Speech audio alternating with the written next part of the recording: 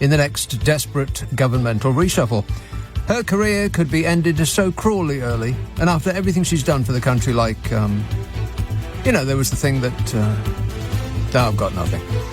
Meanwhile, in number 10, pretending to be interested in the small boats thing is not paying off like the Prime Minister thought it might, so now he's trying his hand at pretending to be interested in the NHS. He had himself pictured in a hospital, rolled his sleeves up and everything, so it's at least as believable as anything else he's done. And bad news if you like chocolate, by the way. Very bad news indeed. On your radio, on Global Player, and... Play LBC. Leading Britain's conversation. This is LBC. From Global's newsroom at 10 o'clock, officers in Paris have had to clear demonstrators from the Place de la Concorde, protesting against the police shooting of a teenager on Tuesday.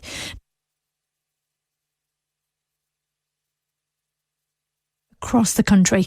Well, last night, more than 900 arrests were made. The average age of those who were detained was 17.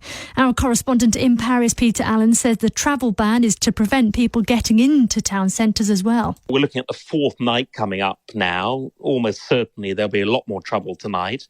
And despite there being 40,000 extra police on the streets of France last night, 5,000 here in Paris alone, everything just got worse. A rescue team called in to look for the Titan submersible say they found what remained of it on their first search.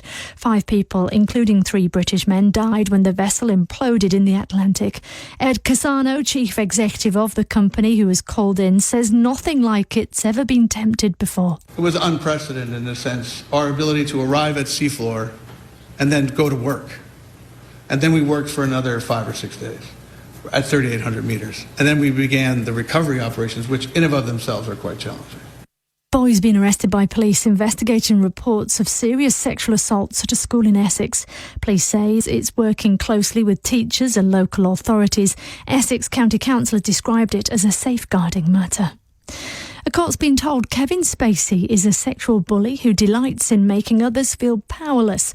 The Hollywood actor's trial has started in London. He's accused of sex offences against 4 men, which he denies.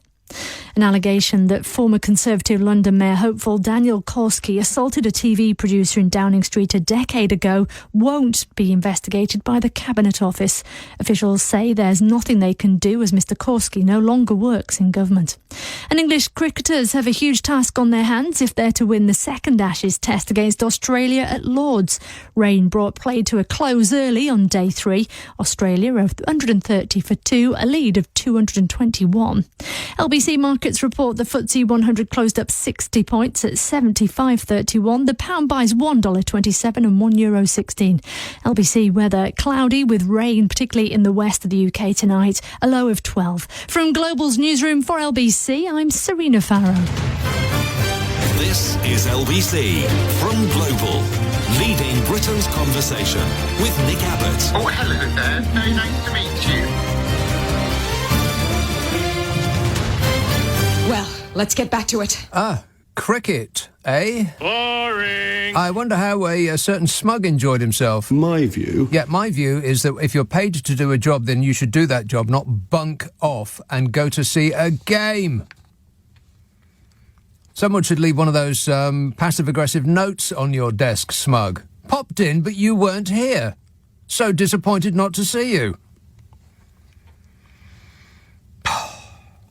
This weekend will see temperatures rise to as high as 24 degrees centigrade, or if you're standing next to a burning car in France, 124 degrees centigrade. It was confirmed this week that June is set to be the hottest ever recorded. This planet, even outside France, this planet's so hot you could light a fag on it. It's blooming freezing out today, though, like autumn it was. But the cool could be short-lived, with experts out of the Met Office saying that there is a chance of a heat wave in July, with temperatures peaking at record-breaking levels. But that's just a maybe. Too soon to tell. Don't put your jumpers away just yet. We may have already had summer. Some summers have been quite like that. I mean, I can't remember exactly which one. I can't put a number on it, but I do recall that we had, a little tickle of summer in June. You think, oh, finally, it's here.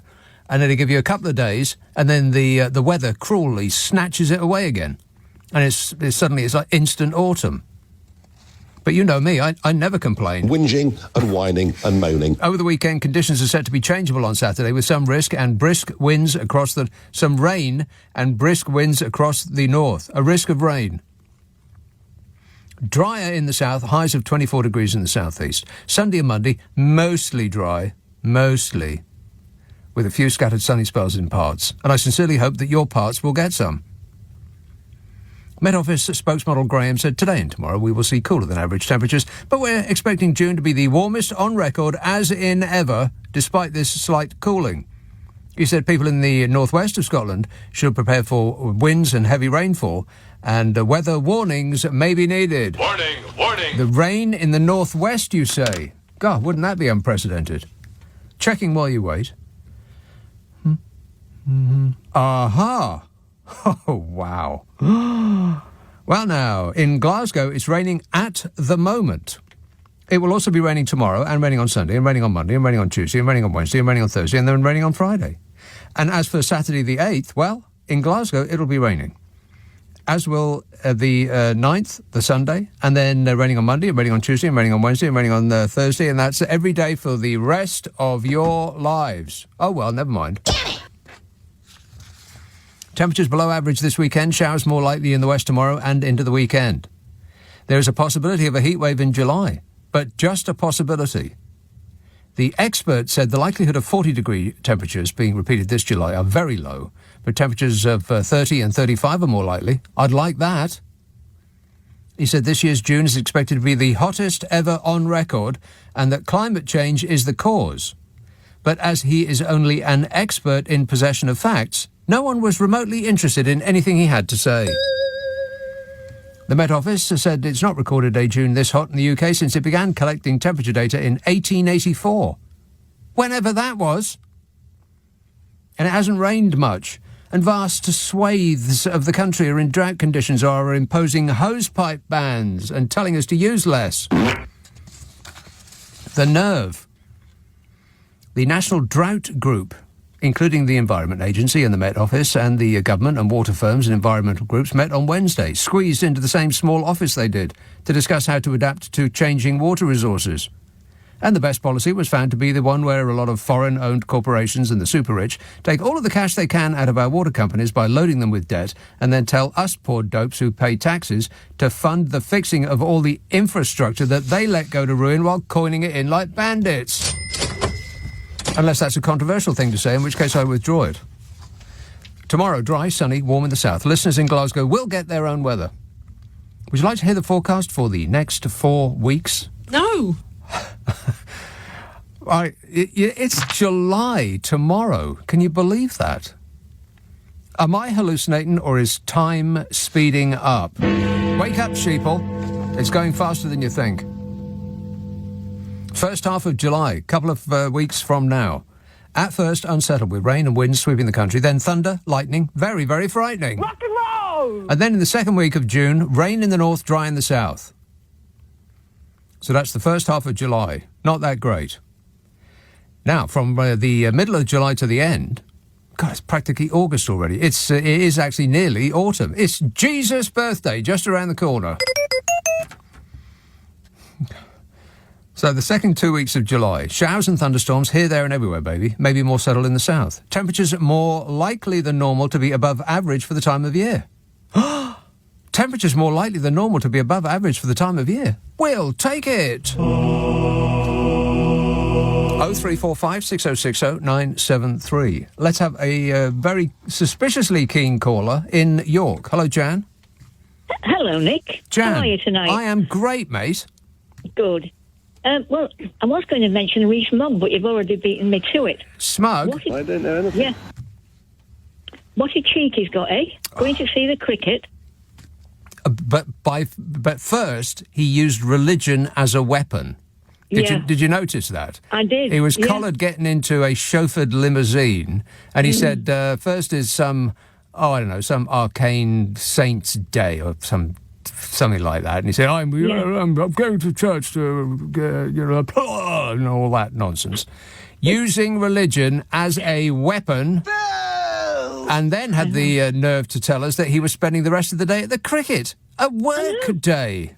Exactly. How do they dare do it? I don't know. He criticises people who work from home. He doesn't even work at work. Exactly. And he's got another job as well on that new channel, hasn't he? On the GB News. Yeah, for a limited time only, I suspect. Dear me. Yeah. Anyway, on another subject, Yes. I know you were looking forward to seeing Elton John, weren't you, at Glastonbury? Yes. What did you think?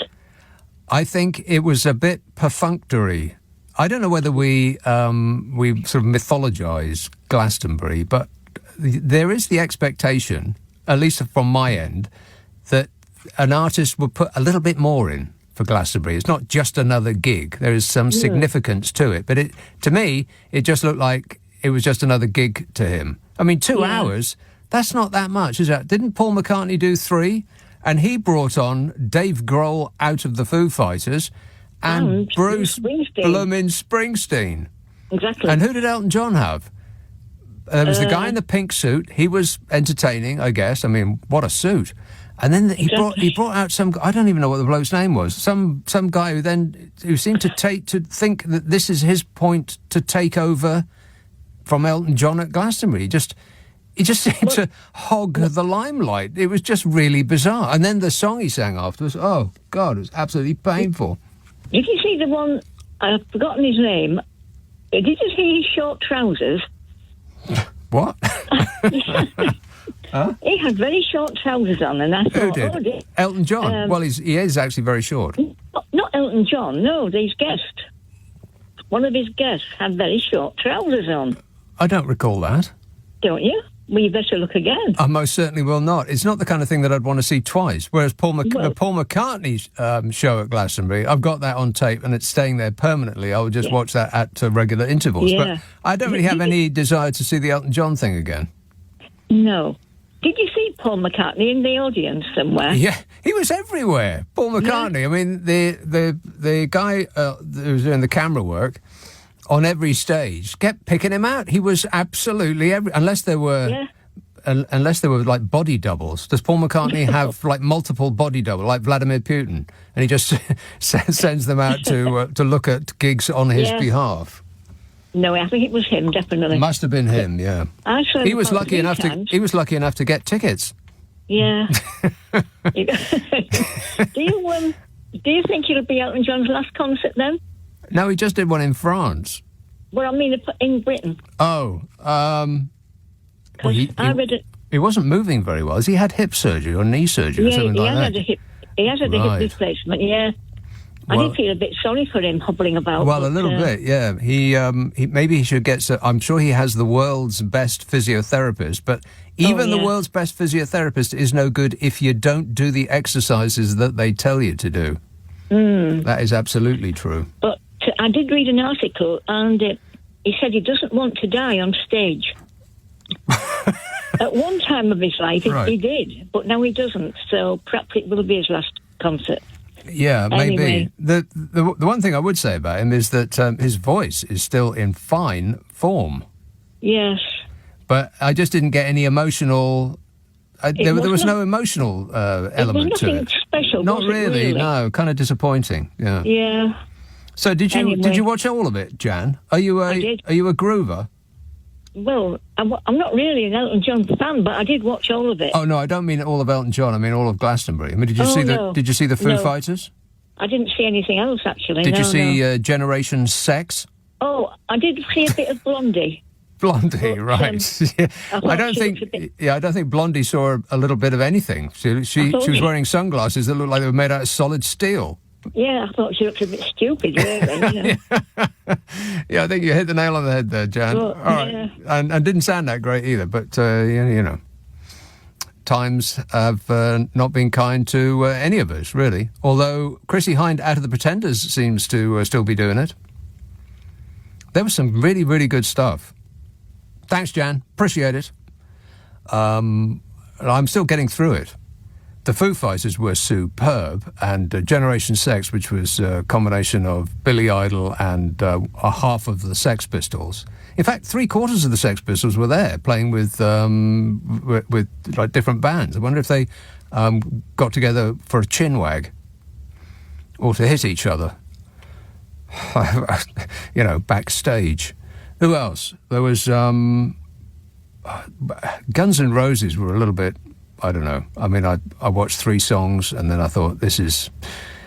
I mean, he didn't even seem to be singing for most of the time. He would just yell every now and again, and you think...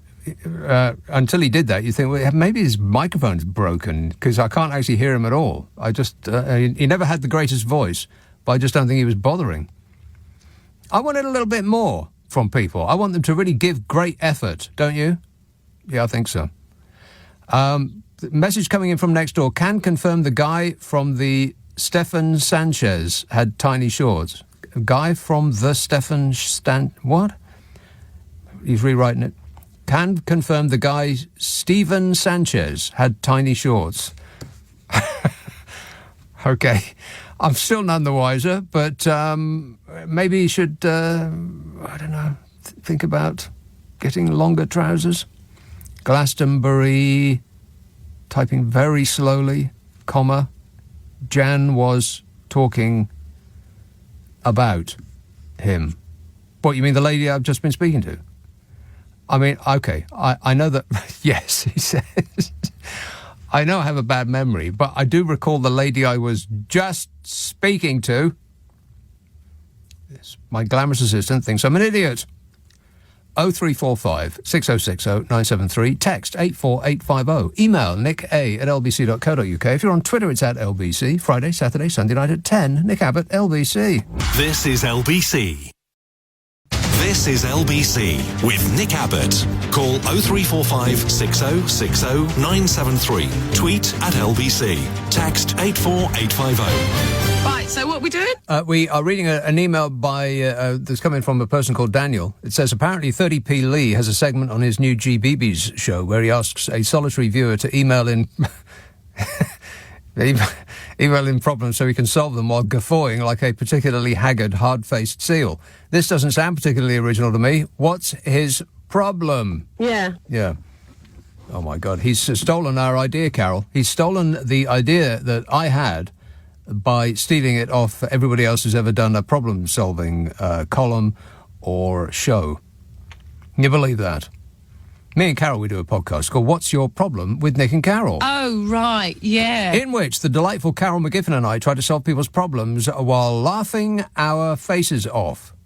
If you would like to have us look at your problems, then you must send it to the following address. nickandcarol@global.com. NICKANDCAROL @global.com. But prepare yourself to be totally satisfied. Oh, right, yeah. Ask for it by name on an internet near you. What's your problem with Nick and Carol? It's on Global Player. Welling Garden City. Hello, Daniel. Evening, Nick. How are you? Great, mate. Good. Did you watch the Arctic Monkeys at Glastonbury? For a bit. Yeah. I'll try and plough through the rest of it. I'm not a massive Arctic Monkeys fan, but I was intrigued because their fans were furious because they had changed, which is a kind of a daft thing to level at an artist. I mean, if they're just going to do the same thing over and over again, why not just re-release the same album, if that's what you want? Yeah, that's a really good point. Yeah, wow. I mean, David Bowie didn't get to become David Bowie by remaining the same. By doing 20 Aladdin Sanes. Exactly. Although I would have bought all of them. Well, yeah, and they'd all be worth something now. In multiple formats, yeah. I would have bought it in vinyl, and then I would have bought the CD, and then I would have bought the reproduced CD when they reproduce it for a digital audience. Yeah, profits, yes. Exactly right. Yeah, and then I would have paid to listen to it on high-definition streaming, baby. Groovy. The reason I was ringing up, I know you don't do Instagram, but it might have come into your orbit. Mm-hmm. Did you see the picture of Rishi Sunak with Daniel Chavinsky, whose name I just butchered, the 6'9" member of Parliament? Oh, yes. Hilarious. Talk about little and large. It was. It looked like somebody had photoshopped it, didn't it? It looked so bad, I had to check it was real. And it was. Yes, exactly. Yeah. All right. Excellent work there. Keep your eyes peeled, Daniel. Thanks for that. 0345 6060 973. Ahmed emails, Cruella keeps telling us that the vast majority of Brits are disappointed with the Court of Appeals judge's ruling, stating that her evil policy was unlawful. But when this week's Question Time audience was asked to put their hands up if they agreed with the government's Rwanda idea, not a single person responded.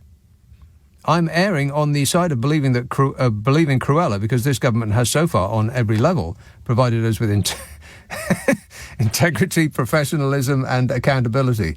There's absolutely no evidence that Rishi Sunak ever said that this government would be providing us with integrity, professionalism and accountability at every level. This government will have integrity, professionalism and accountability at every level. Apart from that, there is no evidence that he has ever said that. 0345 6060 973. I'd say that he's actually worse than the previous incumbent. Yeah. Wait a minute. I mean, and he was worse than the I can't remember where she came in the list now. It was after him, wasn't it? Absolutely. Yeah, even worse than her. His little suit and his skinny little tie and his dreamboat eyes. Isn't he an absolute dream? That's two uses of the word dream in the same sentence. I knew that I was heading towards it, and I thought, damn, I've already used dream, and that's going to be the end part just before the sound effect. But I couldn't think of any... On the hoof, at the spur, I could not think of another word for dream. I'm not very good at my job. Let's have a call in Essex. Talia. Oh, hello. Oh, hello. Just calling to defend the Elton John Brigade, if I may. Oh, yes. I'm not a fan at all. However, I did go to his last ever gig at the O2, only last month. Oh, yeah. And I also watched the Glastonbury Festival. Right. So I concur with your last conversation where it was somewhat lackluster, the performance. His presence on stage was similar to how it was at the O2 as well. Did he do the hang on, did he do the same set list? Was it pretty much the same show? Very similar. But obviously at the O2, he would have had a specific set based on the backdrop, or it's more like the Yellow Brick Road kind of scenario. Oh, was it? And right. at the end of the show, he just zoomed off on a Zimmer frame wearing a shell suit. Was quite funny. But anyway, he was hopping along. Yeah. What I would say, however, is having been at that gig and having read briefly the reviews post-Glastonbury, yeah, I read in one of the reviews somewhere the word musicianship, which I quite liked, and I resonate with what I experienced. Yeah. Because whilst at Glastonbury, I felt he did fail to engage and deliver. He wasn't quite engaging with the public. What they would have got out of him was his performance, his skill, his voice. Oh, absolutely. No question about it. Hang on. His voice has always been really powerful, and it remains that way. And the band, just tremendous. Absolutely. So I think perhaps for people who were there, they walked away getting the emotion, saying, "Wow, what a powerful voice!" And they've never gone to his performance. Of course, the other thing is, song after song after song, you could sing along every single word, whether or not. I mean, I never really listened to lyrics, but I've heard those songs so many times that they've just all I've absorbed them by osmosis. I can sing along without even really understanding what it is I'm singing. Yes. What I would say also is that perhaps other artists would have just thrown a medley of the best hits, whereas he did sing every song from start to finish. So having seen his last gig and having seen how incredible he is, and the percussion geezer at the back, the bald guy, oh my goodness, he he alone, I spent most of the show watching him rather than Elton, listening to Elton and watching that guy who loves himself. I think I think just the fact that he's kept the same people in that band all this time. I mean, I recognise all of those faces, particularly, like you say, the percussionist who is a great and amusing act in and of himself. Yes, he was. But no question about it. It was a great sounding band, but it was just a little bit emotionless to me. Absolutely. But at the theatre, he was more engaging, and he actually spent some time describing the musicians. And what happened was, all of them have been with him from the for year ages, Especially the one on the guitarist. Drums. Oh, the drums. The guy on the drums. Yeah. Yes, but what happened was they have come and gone. But for his so-called last adios tour, he has called all them back in. Right. Okay. So it's actually quite nice, that he's ending with the people that he started with. Right. So I don't think they are his house bands per se. I guess maybe I was just hoping for too much, because it says supposedly the last gig that he'll play in his home country. Yeah. And I just wanted, if not tears exactly, I wanted just a bit more, rather than feeling, this is just another gig to him. But I'll have to say, he appeared so frail. Yeah, he did. Yeah, I kept thinking, is he going to last to the end of the But show? I tell you what, his voice was. I mean, there's quite a lot of people of that age who were playing there. I mean, I don't know exactly what age he is, but there was Chrissie Hynde out of the Pretenders. There was the Guns N' Roses, and there was a lot of older rockers there. And the thing that really united most of them was that they can't sing anymore, but he can. He can.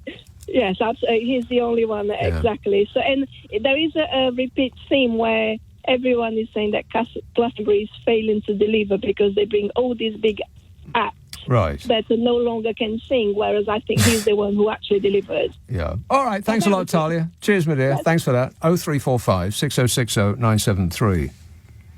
Yeah, and I was thinking, when I was listening to it, how many other artists are there that have made the entire world sing? Like all generations, every continent. It goes Paul McCartney, Elton John. That's it. There really isn't anybody else, is there? I mean, at least that's still alive.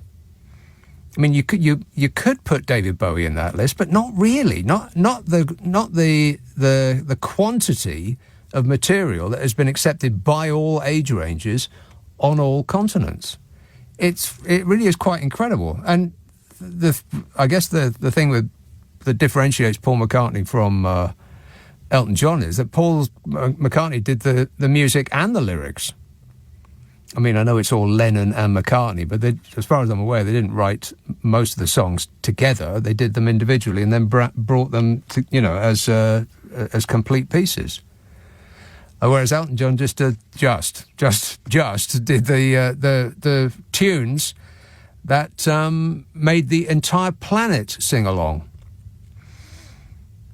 It's a pretty good, it's a pretty neat trick if you can pull it off, I guess. 0345 6060 973, text 84850, email nick@lbc.co.uk. If you're on Twitter, it's @LBC.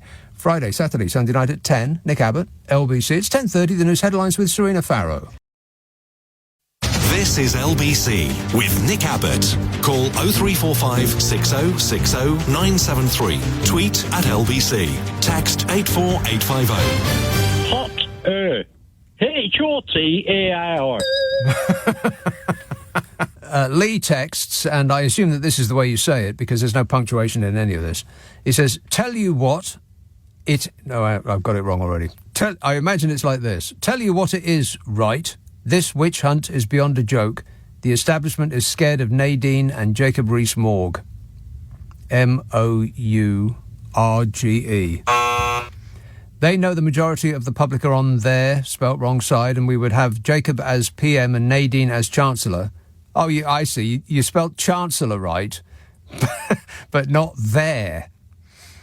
And we'll get pretty back in the Home Office, says Lee. Almost every word in that is spelt wrong. I imagine deliberately because Lee is trying to troll me. Back under your bridge, troll. Martin texts, I found the source material of Michael Fabricant's hair. Simply Google Peruvian long-haired guinea pig. He steals his hair from guinea pigs. And I have in front of me a picture of a guinea pig taken earlier. And, oh my God, that guinea pig has got a Michael Fabricant on it. 0345 6060 973. Paddington. Hello, Nick. Nick's not in Paddington. He's on his way to York. I'm the OG rocket man, Nick, in my Starship flying to York. How about that? Is that a fact? It is. Hashtag Starship 22. If you've got the interweb, look it up, mate. No, I most certainly will do nothing of the sort. And get your finger on that jingle button as well, because we're going to have a right old band. So I was in Glastonbury last weekend, and we had the best time. Who did you see on Saturday night? Who did you show up for? Well, do you know the funny thing is, mate? I don't remember actually seeing many bands, and don't read too much into that. The point is, that lady there earlier said Glastonbury, you know, needs to get its act together. You only get one perspective of Glastonbury on the telly, and that could be any gig with big bands. The real action is off main stage, and all the little nooks and crannies. Gaz Mail and the Trojans were smashing it till 6 in the morning on their rocket stand. There's a place called the Rabbit Hole where you literally crawl under a hedge, and there's a nightclub in the ground. No, it's absolutely incredible. The dance stadiums they have there, they build film sets like New York meatpacking district. Yeah, I know. It's just incredible. It's incredible. It is, yes. There are many times that I've been to Glastonbury and I didn't see a single band because there's just so many other things to do. Well, I'll be honest with you, I went there because I was on a bit of a mission, and on the Saturday, I hadn't been for 20 years, I'd forgotten how big it was, and I needed to get around to see a lot of people. I had backstage parties, so I got a cab into Wells to Halfords, bought a bike, and came back so I could cycle around really quick, because otherwise, you look at something, you think, I want to go and see that, and you think it's going to take me an hour to get there, I'm going to miss it. Yeah, exactly, yeah. The last time I went, it was, I can't remember what it was that I was seeing, but it was something in the pyramid stage, and I wanted to go to the other stage. There weren't that many, there weren't as many stages as there are now. And the bottleneck to get out of the pyramid field was so bad that I missed the entire set of the band that I was trying to get to, and I thought, oh, to hell with this. Well, they have chicanes now. It's amazing the way they manage the traffic. What I always love to ask people is, what's your Glastonbury moment? You know, those little priceless moments that stand out. Have you got any of those? Because I think there's a hashtag Glastonbury moment for our trip. Yeah, no end of them. I mean, just right off the top of my head, on the first year it really rained a lot, which was probably the late 80s. We showed up for Jonathan Richman, and just as he came on stage, Jonathan Richman, the clouds parted and the sun shone right at him. I thought, wow, that is a real moment, that is. That's a lovely thing, isn't it? I always remember being sat on the toilet backstage, too much information, I know, and I just walked away from Groove Armada, and as I could hear them in the back, we were backstage, and I could hear them say we're going to get Richard Havens back up, and he did a version of Back to My Roots with Groove Armada, which was a song that my cousin rearranged for a string quartet at a party I had above the Slug and Lettuce in Islington 10 years prior, where my wife first walked in. You know, it's those little serendipitous moments. You know what I mean? It's just really magical, isn't it? Magical listening to a story that you're telling when you were on the toilet in Glastonbury. Good grief. A little bit too much information there, I think. Disgusting. All right, thanks a lot, Nick. 0345 6060 973. Just, by the way, as apropos of nothing at all, if I had been there, I would have taped Elton John before I'd left home, made sure that the machine was up to tape it, and I'd have gone to see Queens of the Stone Age, who were on opposite him. I think that would have been a wise decision. 0345 6060 973. Alderbury. Hello, Ranjit. Hi, Nick. You're right. Yes, great, mate. Yeah, I'm... Do you have any stories you'd like to tell us about when you were on the toilet? Well, I haven't added to Thames Water's problems, to be honest with you. Well, we appreciate it. Thank you. No, I'm really fed up and angry today, yeah? Because, you know, when the banks went bust, the taxpayer had to bail them out. Yeah. Yeah. And these private companies, they've borrowed against, and paid the shareholders. So there's a big hole left there, which the other taxpayers are going to have to pay. Yeah. Or the people that use the services, say, for example, Thames Water. Right. And they're obviously, like what you've been shouting about, and myself, they're owned by overseas corporations. Mm-hmm. Right? The Saudis, the Chinese, the Canadians, you name them, they own it. Yeah. All right. So the people that were responsible for what's gone on should definitely be jailed. Right? It's not with borrowing them from company's house or whatever, because it makes no difference to them. Unfortunately, there's no law that would enable us to do that. Okay, that's fine. Okay, that's the laws are made by people like the Tories, because these hedge funds and everybody, right, fund these campaigns to get these people into government. Yeah. And then you scratch my back, I scratch your back. And then socialism in reverse. When socialism is in the interests of the many, then that is a bad thing. You are a communist for even thinking about it. Probably a friend of Jeremy Corbyn. Yeah. But if it's socialism for the rich, where everybody pitches in and then we give this entire mound of money to one person or organisation, that's perfectly fine. Yeah, and then everybody I've heard is talking about their pension pots. I don't give a damn about people's pension pots, because pension pots have got almost nothing to do with the water companies. Pension companies don't really invest in stocks because they're too volatile. Yeah, okay. And the other thing is, Nick, right, and I watched a news story about how bad all the schools are throughout the country, Are they? Now, the children, they are bad. The buildings of where, they're crumbling and this, that, and the other, right? It's just a little bit of asbestos, never hurt anyone. So the children are supposed to be our future. Right? If we're not building after... I'd like the same commentator from the TV to go and have a look at what the state of Eton and other schools are like. Just fine. And compare... that's what... But what is the matter with our people, Don't they actually understand? And then you've had 8 or 9 of these MPs from the Tories who are still sticking up for Boris Johnson. Yeah. And, in fairness, I don't like the... Dwindling band of kooks and cult fans.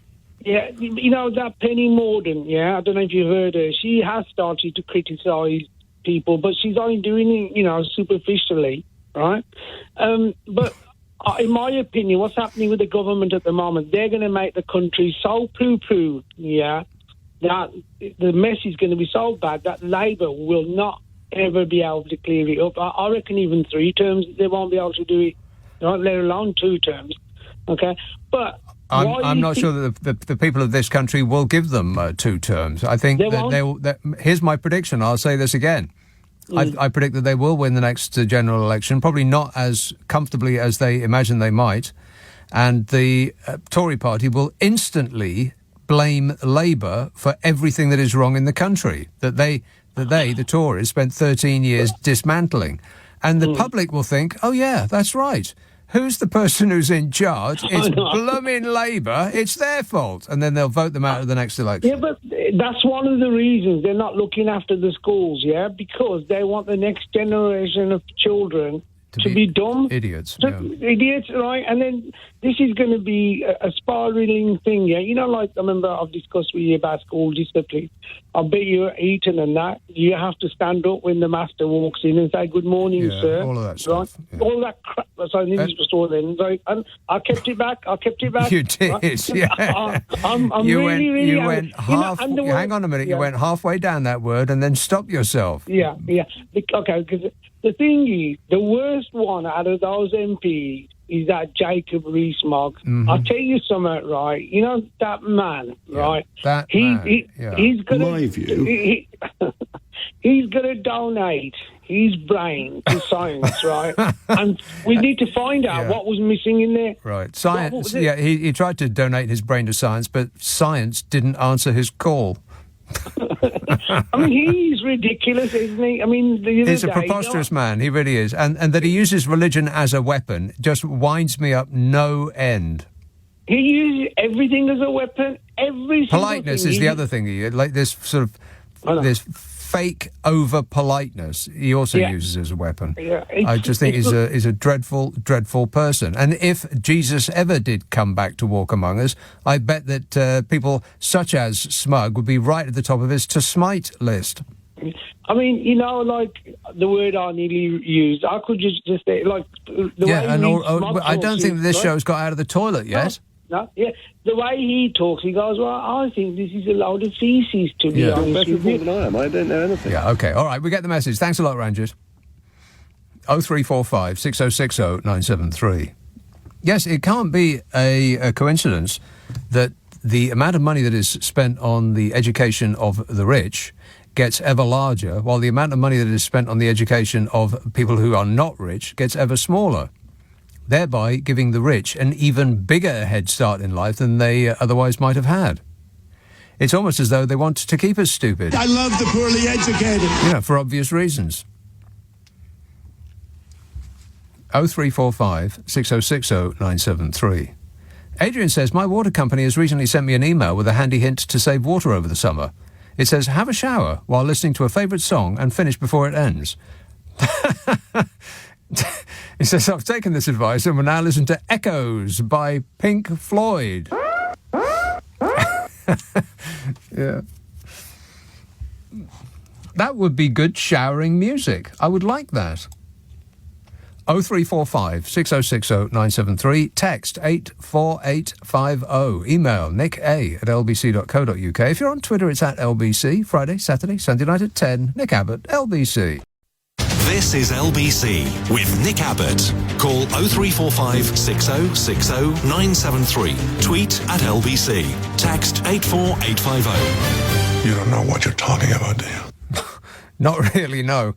Darryl says the advice from the Prime Minister is, or miniature, as he's written it, the Prime Miniature is for everyone to hold their nerve. So I hope you're gripping it, says Darryl. Well, I'm not, but I know someone who is. I'm gripping it. He is gripping it. Erith, Steve. Hello, Nick. Steve. Good shower song. Shouldn't do that, Hawkwind. That's nearly 16 minutes. Is it?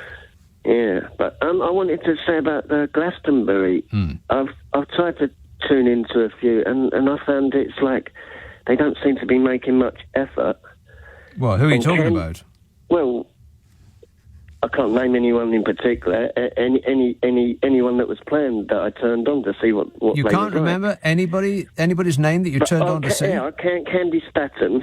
Oh, that was abysmal. But Candy Staton, right? Yeah, but she was abysmal. And my point is, though, that even so, the crowd seemed to be drunk, you know, ecstatic and having a great time. So, you know, that's really what counts, isn't it? It is what counts. Yeah, it doesn't matter when you're at Glastonbury who's on stage. And like I said to one of the past callers, the amount of years that I went without seeing a single solitary band. I can't tell you how many times. Just, you know, multiple times. But that's it. Because I was watching, thinking, you know, this ain't like, you know, they kind of don't know what they're missing. But then when I think about it, we missed a lot, didn't we? Yeah. Well, best not to think about it, Steve. Just push it out of your mind. All right. Okay. Thanks a lot, mate. 0345 6060 973. John says, I see Sunak's 15-year plan has arrived. This is for the NHS. He says, I think Sunak's 15-year plan has arrived just before a likely change of government, so Starmer has now got to finance and drive it through, i.e. an inherited millstone, along with 40 imaginary hospitals. Just another election ploy, says John. Yes, is anybody believing a single word they say on this subject? No. No, I don't think so. If you do, I've got a bridge I'd like to sell you on that subject. Here's a call in Westminster. Hello, Hassan. Yeah, hi there. Sir. Nick, you're not giving enough importance to Rishi's magic new plan. I think this is going to transform how the entire NHS behaves with us. Well, I'm glad to hear it. He's announcing it, but he's only going to be around for the first 1 year of the 15-year plan, but he's going to leave it in capable hands of somebody else who he will then blame. I think what is remarkable... Yeah. You know, there are literally 40,000 nurses left the NHS last year out of 300,000. Really? And there's nothing in the plan about improving salaries for nurses No. or doctors or consultants. Yeah, they've specifically said that is not part of the plan. That's not part of the How idiotic is that? Yeah, we'd like to attract a lot of new people into the industry and keep the ones that are already here. But as for, providing you with what amounts to a decent living, no, and we don't have any plans for that. But please come and join anyway.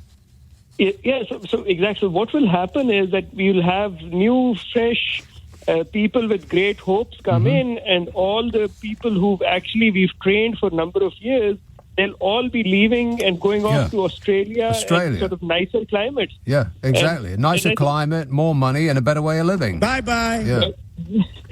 And I think what's interesting is if you look at the unions and the people who've been balloted, literally 85% of consultants, 90% of nurses, 90% of junior doctors, etc., they are all voting in favor of strikes. Well, the nurses didn't, though, did they? What's odd is that the nurses, not enough people actually showed up to make it legal, which I find a bit surprising, really. Yeah, but those who did show up, literally 85% voted for the strike. So it was a 43% turnout, which is below the 50% required. So I think they'll just have to redo it and then they'll get there. I mean, of course, the reason why that becomes an issue is because the government has tried their best to make it as difficult as possible for anybody to withdraw their labour, up to and now including making it actually illegal. Yeah, so I think it's... but what is also disappointing is that West Streeting and others have also been very quiet on what actually will they do as far as salaries are concerned. Yeah. Because at the end of the day, look, there are massive shortages. People are voting with their feet. If this was any other industry, salaries would go up. But because it's a government industry, these salaries are artificially kept low. Yes. And even though, doctors save lives, we want our best and brightest to be doctors, not lawyers or bankers. Exactly. Precisely and so their salary should be a lot higher. And so if they are at 25, 30, 35% below what they used to be in 2009-10, there's no surprise that people are leaving, and there's no surprise that these plans and even the labour plans will not fix anything till they actually address the salary issue. You could say that a conspiracy theorist might believe that the government is deliberately running down the salaries of medical professionals in order to get them to leave, so that the government can then say, aha, look at the state the NHS is in because of these lefty activist nurses and doctors. We, the Conservative Party, will save the NHS. And I think that's the point at which we are right now, the saving the NHS part, fixing the problem that they deliberately caused, a conspiracy theorist might think.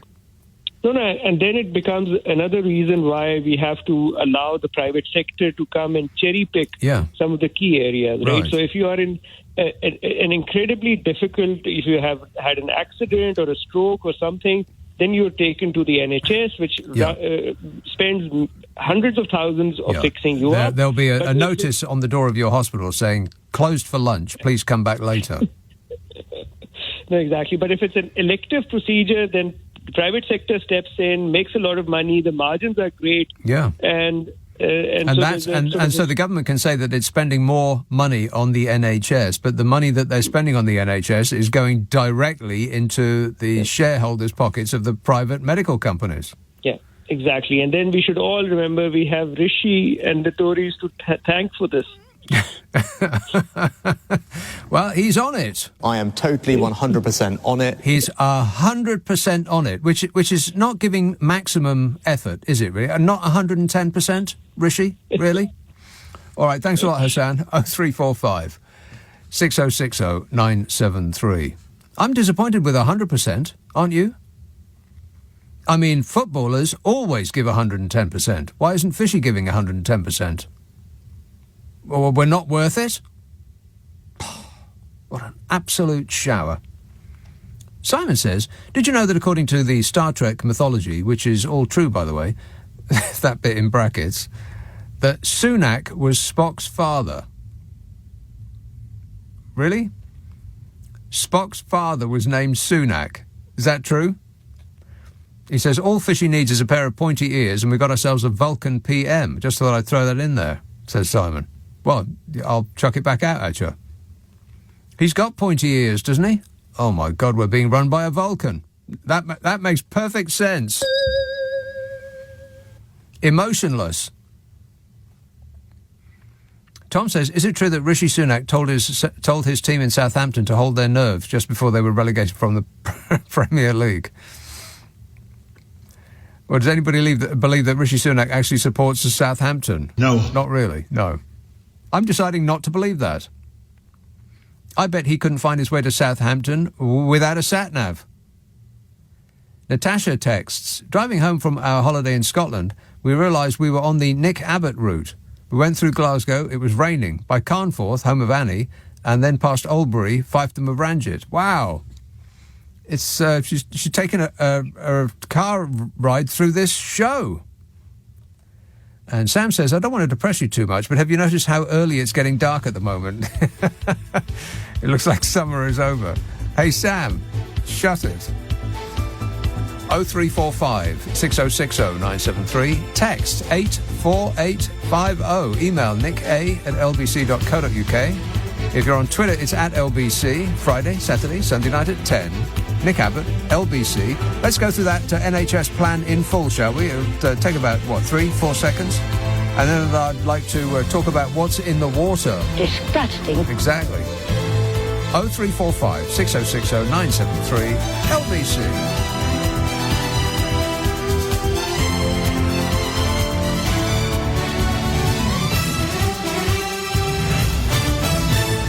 On your radio, on Global Player, and Play LBC. leading Britain's conversation. This is LBC.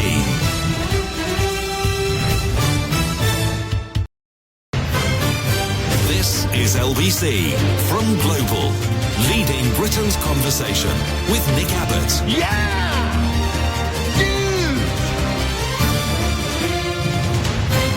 This is absolute tosh. Yeah, sorry to hear about your troubles, Nige. James says, the BBC really needs to stop broadcasting Question Time abroad. Since that Brexit woman started banging on about French roofers, the country's turned to anarchy. Yeah, them blooming French roofers. Setting fires to cars over there, chucking paving stones at gendarmes. Pat says, will Thames Water have to be liquidated? Very, very, very weak joke indeed, Pat. Fits right in on this show. 0345 6060 973. Harrow, Jonathan. Harrow. Yeah, good evening, Nick. Yes, sir. So, I don't want to be too combative with you. But? Well, so, what actually? The thing I felt when I speak to you, I had to tone it down. Yeah. Otherwise, the person next door will start banging on the wall. So keep that racket down. They started banging when they put the chicken and the boot in my bin. Excuse me? They put like bags of chicken and boot and the tent in my bin. They put a chicken's boot in your bin? Now, bag of chicken there. I don't want to. This is dangerous territory. They put all of the thing is, in the a Tuesday morning, the bins get empty. No. And they do it. The council now do it once a week, actually. Right. I thought they got emptied by magic. I never see it happen. But why don't they do it weekly? Aren't they doing it weekly? They do it bi-weekly. Right. Which is not good because of the mouses and things. But listen, you were saying you love the music of the Elton John and the Paul McCartney. Are you saying that all of your bin persons are bi? Is that what you just said?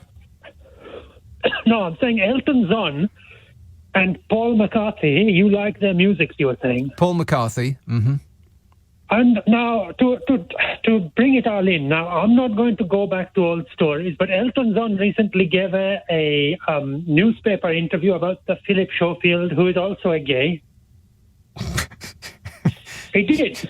Sir Philip Schofield, yeah, go on. Because you were saying, you did a lot of shows saying it is the homophobia because the Philip Schofield is a gay, that's why they are pursuing him, the media. Oh, yeah, it all seemed a bit weird, really. Apart from anything else, that it was the number one topic on every newsstand for like about 2 weeks running, and it didn't seem like any kind of story to me.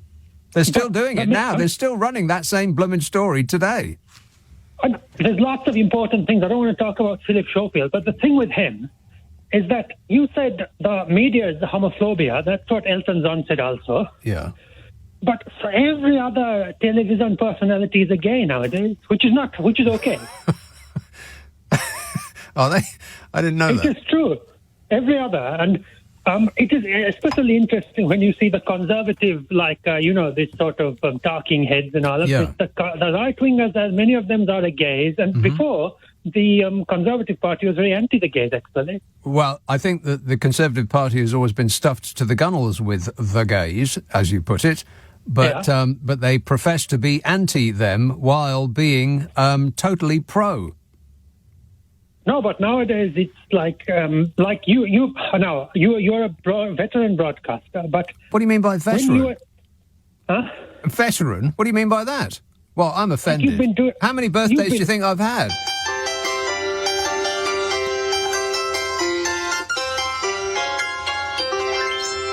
Huh? They put on the YouTube, you're so famous, they put clips from years back, like from your shows, the early 90s, actually. Really? Oh, well, they want to take them down. But you can sue them. But the point is that you... I'll do that later, yeah. You did a little quip about the Nigel Farage, and because of the bank account, is that the joke you were doing? What, just now, you mean? Are we talking about the 90s or just now? I'm very, very confused. We seem to be hopping through the decades here, Jonathan. Do you have any idea where we're going? Yeah, I wanted to ask you, you did a joke about the Nigel Farage. Yeah. If joke can actually be a word attributed to that passing comment, yes. Because on the one hand, economically, we are now completely bankrupted. But also, you have to dot your I's and cross your T's. Like, for example, in a workplace, if I say that so many of the presenters are the gays, they would... There are so many of them. Yeah. And if you say that, immediately people went to a recent equality and diversity meeting. Right. And they were all white, apart from the me. You know? Can I recommend that... I don't know what you do for a living, if anything, but can I recommend that you don't bring this up at work? Well, this is a thing here, but also I want to say that... Or with your neighbours, or with your bin men, or women, or whatever, however they're identifying this week. And this is another thing. Yeah, yeah, I'm sure it is, yeah. But sadly, we appear to have run out of time. Thanks for that, Jonathan. You know, whatever that was. I think I got out of that one just in the nick. You're welcome. Thank you. Pat says, oh no, the will Thames Water be liquidated? Yeah, I've done that one. Lee says, it's been the hottest June we've ever known, but the coldest we'll ever know. Right. It's blooming freezing out there at the moment. It's not like summer at all. And they're busy telling us it's the hottest June we've ever known. It's the coldest we'll ever know. I've got no idea what any of that means. This is my show, and I've got no idea what it means. Clive says, have you noticed the size of the Milky Way has got smaller and smaller over the years? What? No, I hadn't actually. Oh, the chocolate bar. Right. Not the Milky Way. Milky Ways. Got it. He says, have you noticed the size of Milky Ways has got smaller and smaller over the years, and they're not even the same on the inside? When I was little, they had a grey filling. Now it's white gunk, says Clive. What amazes me is how do they fit all of that white gunk in such a small bar? No, I had not noticed that the size of Milky Ways has got smaller because I haven't eaten a Milky Way since I was like about 10. But I'll believe you because they call it shrinkflation, don't they? Price stays the same, or in fact goes up, and the product inside gets smaller. What Mars used to do with their bars, I don't even know how it's It's such a long time since I ate anything like that. I don't even know how it's wrapped anymore. But they used to wrap it snugly, like you would wrap a present. You know, they fold over the ends, and so the size of the bar was precisely as big as the thing that you picked up with the paper wrapping. And then they made it smaller, and they put those crimped ends in. So there's essentially a tab on either end of the bar, making it look the same size, but it isn't. Damn it! Oh, by the way, bad news about chocolate. I'll come to that in a while. East Yorkshire, hello, Mike. Evening, Nick. Yeah, Jonathan stole a bit of my thunder earlier on, but Farage, terrible news. Isn't it absolutely awful? The man of the people, Banks at Coots. I'm a nutcase. Yeah, I know, and he tried 7 others and wouldn't take him on, but I'll come back to that in a minute. It wasn't that really annoyed me, because you and I agree everyone should vote. Local elections, general elections. Yes. But I don't extend that to X Factor and stuff. And then the Trick Awards came up. Hang on. You don't... Extend having to vote goes as far as the X Factor. Or the Trick Awards or whatever. Right, well, I don't think anybody is suggesting that. No, but Farage got nominated for Newsreader of the Year in the Trick Awards. So what's the Trick Awards? Television and radio industry fee for something or other. I never heard of them. Hang on a minute. Let me ask my glamorous assistant if this is a thing. This is a thing, can confirm. The Trick Awards. Looking up now exactly what it stands for. Right, the Television and Radio Industries Club. Oh, right. Well, where's my invite? I know, it's terrible. James O'Brien got nominated for one, and Farage got nominated in the newsreader category. Newsreader? Newsreader? He's not a newsreader. Well, anyway, so I went on and voted for Beth Rigby on the hope that would, if everybody voted, and he's still flaming one, which was really annoying. But they tweeted congratulations to him and then withdrew the tweet. And then he complained, so they put the tweet back up. But the sponsoring company's logo had been removed. So he then complained that the sponsoring company's CEO was involved with Black Lives Matter. That's why they'd withdrawn their logo. Oh, my God. Everything is a conspiracy with these people. It is, but going back to the debanking thing, do you know who we got on? Well, you don't know, obviously, who we got on to support his case. He got a gay conversion therapist to come on and back up that his organisation had been debanked, and that this was free speech being withdrawn in the UK. Oh, it's madness. What audience does he appeal to? And the banks have got every right not to work for somebody. I kind of got lost with the gay conversion therapy thing. What has that got to do with anything? He got this guy on the GB News because Nigel had been debanked. So he got this guy to come on complaining that his organisation had been debanked. Oh, right. And that this was withholding free speech in the UK. Oh, my God. What is it with these people? Whinging and whining and moaning. They just never stop. It's mental. And last quick point. Let's not get carried away. Let's not use the M word. Go on.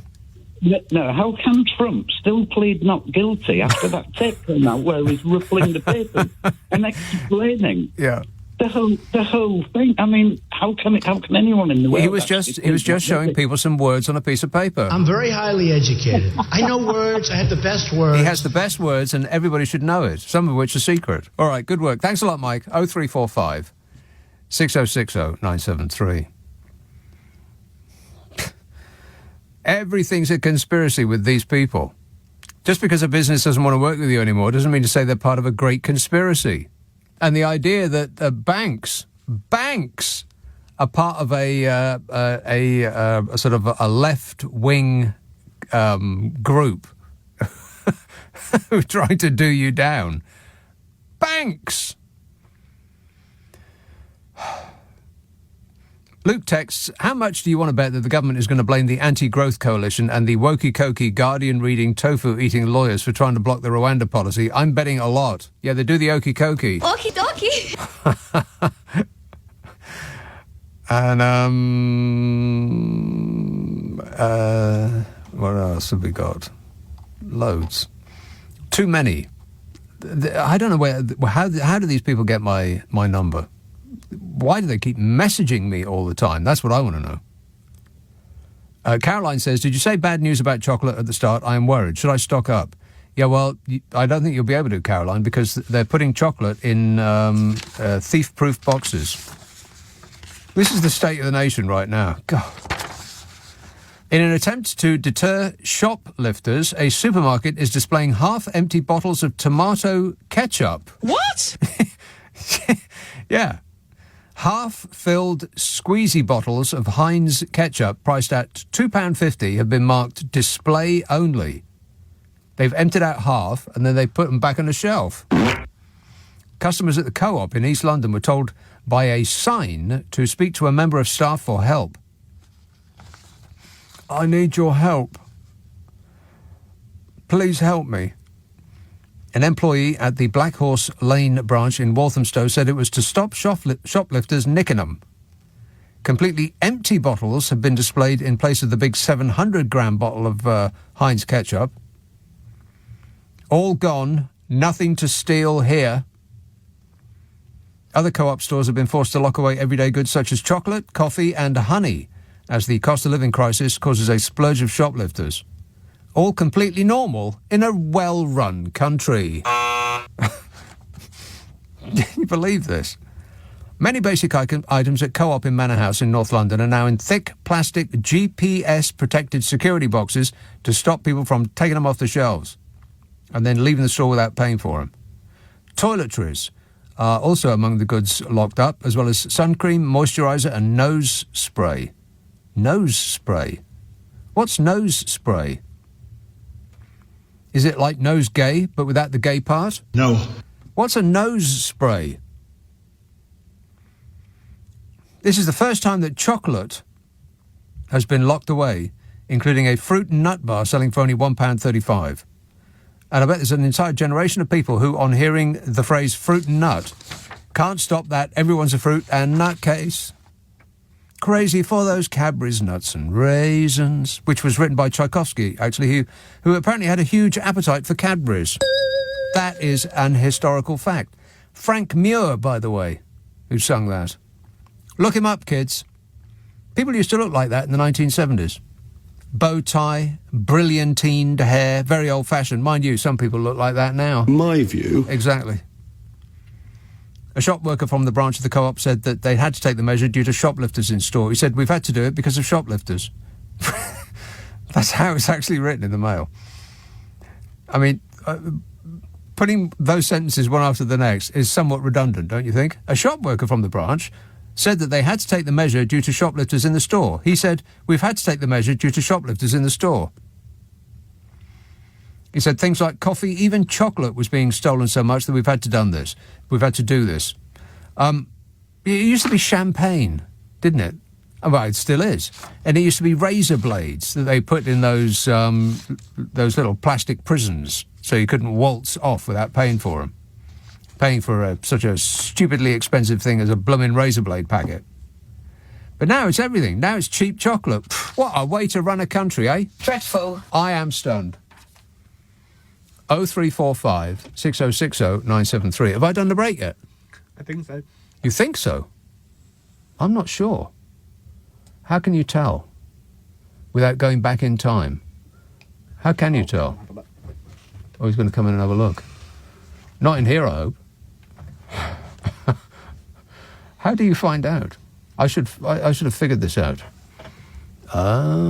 He is going to have a look now. Checking while I wait. Yes? Yes. Yes, what? Yes, you have. I have done the break. I'm doing very well. Just the basic minimum, that's all. 0345 6060 973. Let's have St Ives. Hello, Jay. Good evening, Nick. Jay. Yes, in regards to Nigel Farage, I'm thinking the reason why they closed this account, I blame Russians, because they got sanctions right now and they can't send them any money in pounds. So they send them in rubles, I think, into his account. And that's raised suspicious activity report. Are these all things that you just made up, Jay? No, I'm just thinking. Yeah, exactly. You're just thinking off the top of your head, and by which method getting me into trouble. Thanks a lot, mate. Russians, you say? That's just him, he's spitballing. Tom says the water companies have mugged us in broad daylight for decades. Thames Water should be immediately nationalised along with the rest of the water industry, and those who have taken billions should go to jail. Tom, you know as well as I do that those who have taken billions are not going to go to jail. They're going to go to the House of Lords. They don't even live here. This is the irritating thing. People are talking about renationalising the water industry. Too blooming late. They've taken the money that we, poor dopes who pay taxes, are going to have to pay back. You can't wipe out that debt. If we take Thames Water back and give the company that owns it a quid and say, if you don't like it, take us to court. If we give them £1, we'll still owe the billions of pounds that they've racked up in debts in order to shower themselves with hot, delicious money. I mean, it's absolutely staggering what has happened in this country. And it's all because of Margaret Thatcher. Bill! Yeah, thanks a lot, Maggie. With a few recent notable exceptions. Yeah. Wait a minute. The absolute worst Prime Minister ever. Absolutely. Here's the leading article from The Times on that. It takes a lot to muck up a business like Thames Water. Here, after all, is a monopoly, serving one of the greatest cities on earth with a total captive customer base of 15 million people. See, that alone should tell you how stupid this is. Why we are the only country in the world that has been daft enough to sell off our water. It's because you can't choose any more than on most rail trips you can choose between different companies. They just gifted them monopolies. They basically said, we're going to leave open our national wallet. Take as much as you like. They said, this is the Times. The product is the most essential of essentials and it falls freely from the heavens. All the owners have got to do is maintain treatment works, reservoirs and pipes in good order and ensure that drinking water is drinkable and sewage is safely disposed of. That means investing in infrastructure steadily over time. And that means not being too greedy and using enough of those rock-solid earnings from those millions of captive households to maintain the fabric of the business rather than squandering it on excessive dividends and bloated executive pay packets. Of course, it was never going to be that way, they say. Well, of course, the people who are in receipt of those dividends and bloated pay packets, they don't think it's squandered at all, do they? I bet they're so happy they can hardly count. The Times says it's a tribute to the greed and incompetence of those who have been entrusted with the fate of Thames Water over the past 20 years, that this jewel of a business, which should be a natural destination for risk-averse pension funds, is now drowning in £14 billion of debt and a basket case at risk of temporary nationalisation. Yeah, that temporary part should ring alarm bells too. We're going to take it back, pay off us poor dopes who pay taxes will pay off the debt, and then they'll just give it to another company.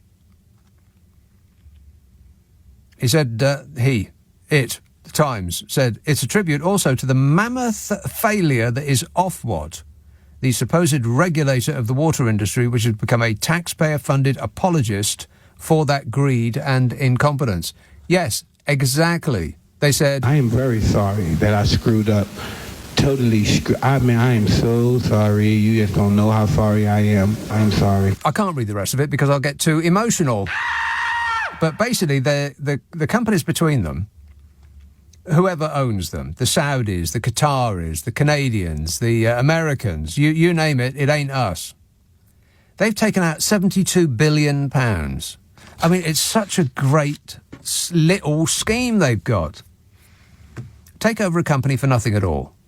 I mean, when Maggie Thatcher, the worst Prime Minister ever, with a couple of recent notable exceptions. Yeah. Wait a minute. Absolutely. Yes. And don't forget... I'm gripping it. Yeah. She wiped out the debt of these companies and essentially gave them to these organisations for free. And they said thanks. Well, I don't think they even said thanks, did they? And they then loaded up debt on the basis of the assets that we had given them. And they gave the money that they borrowed to themselves for excellence in showing up to work. £72 billion. So now, an industry that was debt-free is now down to the tune of 72 billion quid that we will have to pay. It's the banks all over again. And, by the way, Margaret Thatcher was the exact same person who enabled the banks to go on this insane betting spree that caused the world to fall flat on its face in 2007. Same person. Must be the worst Prime Minister ever. The most damaging, anyway. Margaret Thatcher, as people of my generation used to pronounce her name. Very difficult to say it in any other way. But, that's probably a controversial thing to say, in which case, if it is, I withdraw it. Martin says, did anybody leave a note on Sir J.R.M.'s desk telling him that working from home isn't acceptable, just asking for a friend? He wasn't working from home. He wasn't working at all. Said some thing in order to cloak himself in piety about some saint's day, and he was going off to, nod at statues in churches, and then he was off for the day to have a look at somebody playing cricket, for crying out loud, on a day that we, idiots who pay taxes, have paid him to work. What a way to run a country, eh? Dreadful. It is shocking.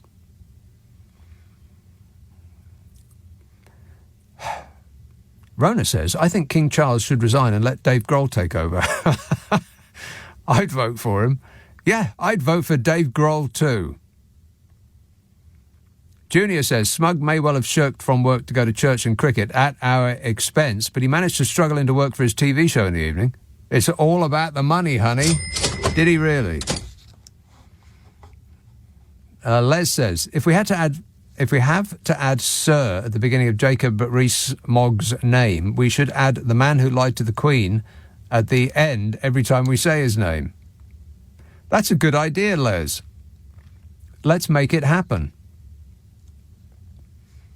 And Julia says, I was a fan of Blondie the first time round in the late 1970s and early 80s. However, I had to switch her off at Glastonbury as it was so bad that it was hurting my ears. My cat Baldrick sounds far better when he screeches at 4 o'clock in the morning every morning. 4 a.m. every morning is how she wrote it. The a.m. part, or the morning part, is redundant. But, yeah, not quite as bad as Axl Rose out of Guns N' Roses. I had to actually look it up while I was watching them on their first song. I thought, because they've had other singers come in and, do the business for them. I thought, is that him? Because it didn't really look like him, and it certainly doesn't sound like him. You can barely hear him at all, apart from when he just yelled every now and again. As for the singing part, and I know it's stretching that word singing quite a great deal when we're talking about Axl Rose, but the singing part wasn't really coming over at all. Couldn't hear him. Like somebody had switched his mic off. Maybe a music lover had switched his mic off. It's possible. But yeah, a lot of people lose their voices. Elton John didn't lose his voice, and neither, by the way, did Chrissie Hynde. She sounded great.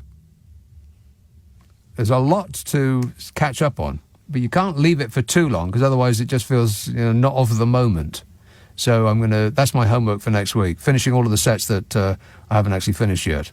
Queen of the Stone Age being chief among them. 0345 6060 973, text 84850, email nicka@lbc.co.uk, and if you're on Twitter, it's at LBC. Friday, Saturday, Sunday night at 10. It's 11:30, the news headlines with Serena Farrow. Nick Abbott on LBC. Call 0345 6060 973. Everything is going extremely well. You bet your life it is. 0345 6060 973. Mike says, pleased to report June's splattergraph of insect deaths on my Jeep windscreen is much higher than previous years. The little critters are making a comeback. Are you swerving to hit them, Mike? Let's have Plymouth. Hello, Mark. Hi. Mark. How are you? Great, mate. Good. Yeah, I just wanted to say, I remember being outraged at the time when they privatised the water authorities. I just thought about the logic of it. I thought, what would their argument be for privatisation at the time? I can't remember what they'd actually say. Yes, the argument was that private companies would be able to spend a lot of money on updating the infrastructure. Right. But obviously, they're not going to spend more than they're making from the business. So I often heard their argument as that they'd be more effective than the public sector and more efficient. And I thought, well, if that's the case, and you've got the government have a monopoly on something like water, and you're saying a private company to run it more effectively, if that is the case, what confidence do I have in that government running the country? Exactly. Yes. I just can't believe that the people of this country let that happen.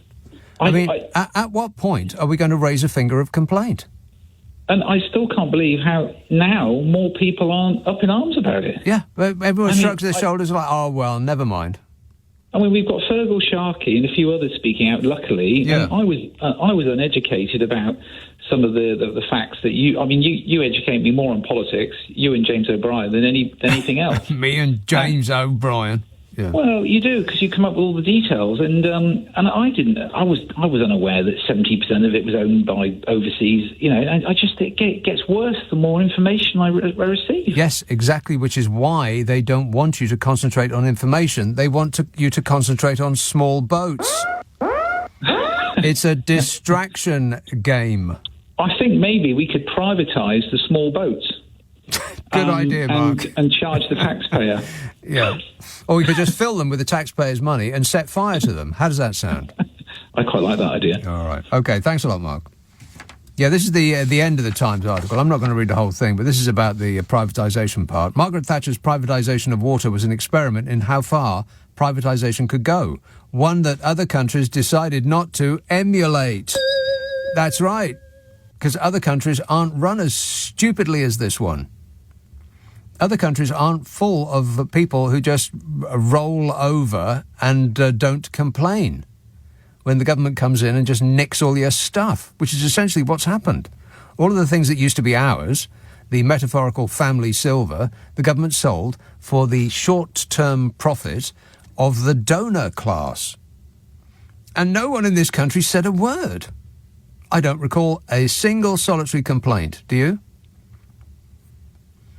The help, and you know what? If these water companies hadn't been pouring sewage into our rivers, then it probably wouldn't have come to the attention of someone like Fergal Sharkey, who has been doing excellent work in highlighting this sort of pillaging of the nation's assets, particularly the water industry, and the way in which they then treat us.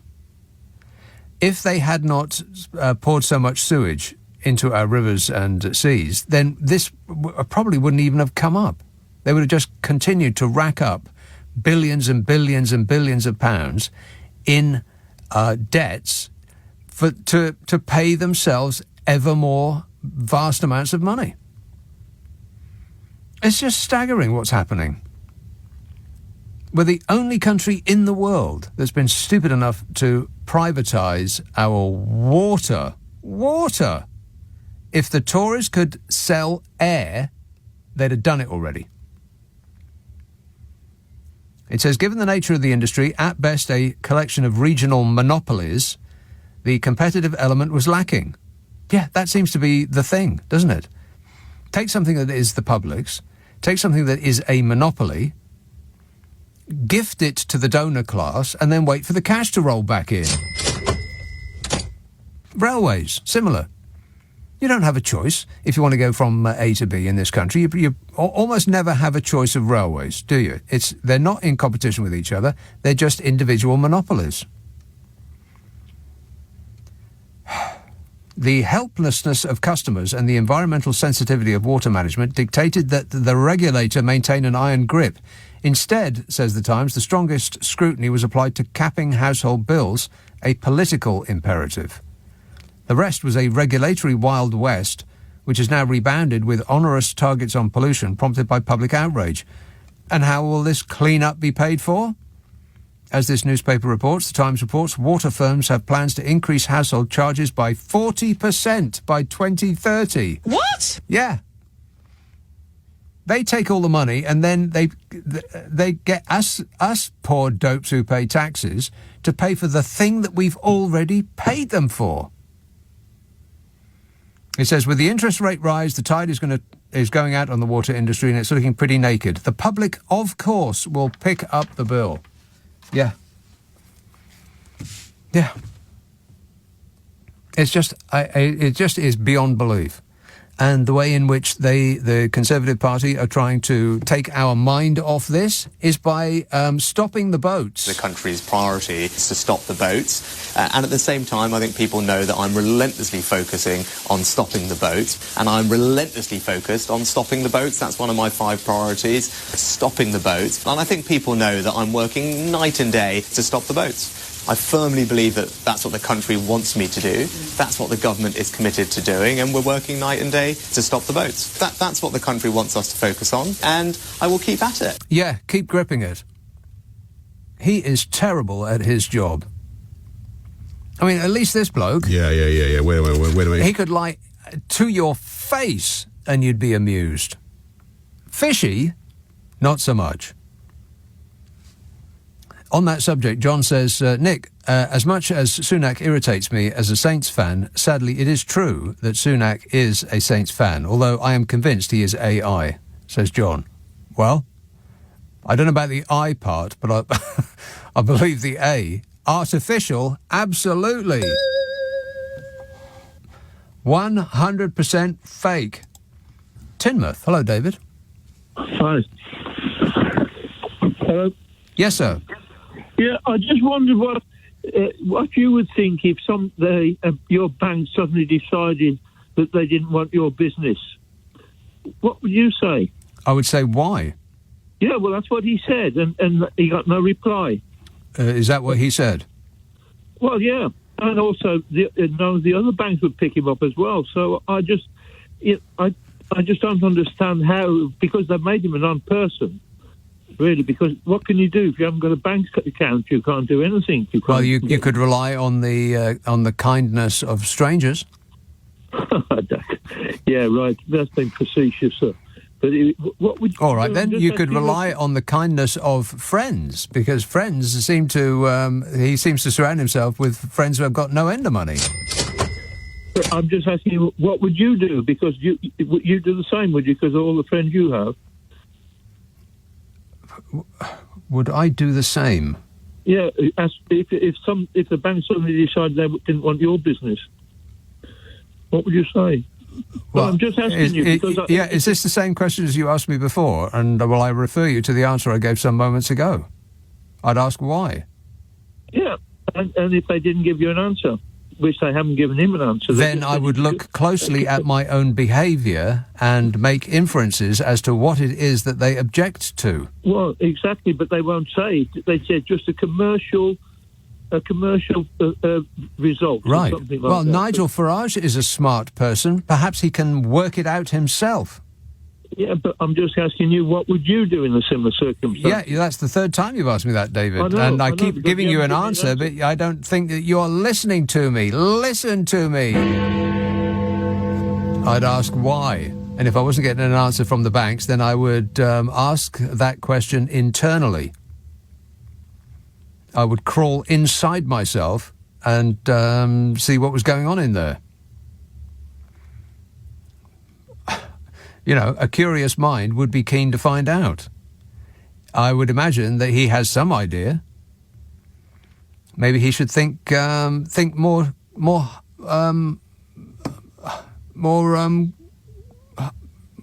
hard about it. That's like, I got stuck there. He should think more hard about it. Simply, everybody says that. Correct. Maybe you could post him a check, David. You seem to be a fan. Oh, I am a fan, yeah. Yeah, okay, all right. I'll give you his address. George says, I'd be interested to know what you thought of Cat Stevens stroke Yusuf's legend slot. I thought he was fantastic. Says, what, like science fiction, you mean? Fantastic. I didn't see it. That's one of those acts that I haven't seen yet. There's so many. So I started with the big ones first, and I haven't finished the Queens of the Stone Age set, so that's first, and then I'll get on to, the other acts. James says, when Jan said there was a man with short trousers performing with Elton John, she didn't mean Fishy Rishi, did she? His trousers go all the way to the ground. Almost. John says, I'm not surprised that Thames Water might go bust. I've been with them for years, and in all that time, all they've offered is the one same old boring flavour. Right. 0345 6060. That's not bad. 60. I can't do it halfway through. I've got to start at the beginning. 0345 6060 973. Friday, Saturday, Sunday night at 10. Nick Abbot, LBC. This is LBC with Nick Abbott. Call 0345 6060 973. Tweet at LBC. Text 84850. Now, wait a minute. I don't like that kind of talk. Now, just stop it. It upsets me. Kath emails, did you read Rishi Sunak's letter to Zach Goldsmith? James O'Brien said he found something that Sunak is good at, being snarky. Yeah. Yeah. It starts, Dear Zach, thank you for your letter. I accept your resignation. And then, blah, blah, blah. You have served the government and et cetera and so on. I am grateful, blah, blah. Your time in office has been marked by historic, this, that and the other. We can be proud of the UK's record as a world leader on net zero, he says. We are going far beyond other countries and delivering tangible progress, which is about as specific as fishy ever gets. He says we've delivered tangible progress while bringing down energy bills. What? What? Bringing down energy bills? Liar! No, you haven't. You've just guaranteed that energy companies are going to get all of the money that they have billed us. You're not doing us a favour. You're taking our money and you're giving it to them. What a fishy Sunak. 0345 6060 973. Bodmin. Hello, Malcolm. Oh, hello, Nick. Malcolm. Hello, Nick. Yeah, Nick, hello. Yes. Hello. Hello. Do you ever wonder if a country could be reset like a computer, right, to the last known safe setting? Yeah, that would have been under, as surprising and as this might sound, that would have been under Gordon Brown. Yeah, can we turn this whole country off and on again? Yeah, well, the thing I want to say first of all, it's a little bit akin to someone doing a job, they get sacked, and the sign over the door is then changed for the new person, yeah? Yeah. Because Rishi Sunak's plan for the staffing of the NHS is pretty much akin to a cleaner becoming, no disrespect to cleaners, but I'm talking about levels within an organisation. So a cleaner becomes a nurse becomes a matron, a matron becomes a junior doctor, and a junior doctor becomes a consultant. So and they all make carry-on doctor. Yeah. Yeah.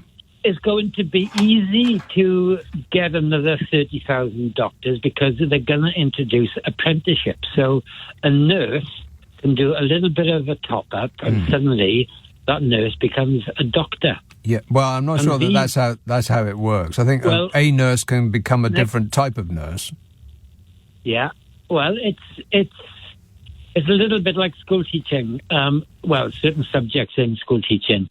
You can come from the outside world into school teaching by simply doing a year's PGCE. It's called a postgraduate certificate of education. Right. And in a year, but being taught by a teacher who is relatively new on the job is one thing. Being attended to by a medical professional who used to be a cleaner, it's a no from me.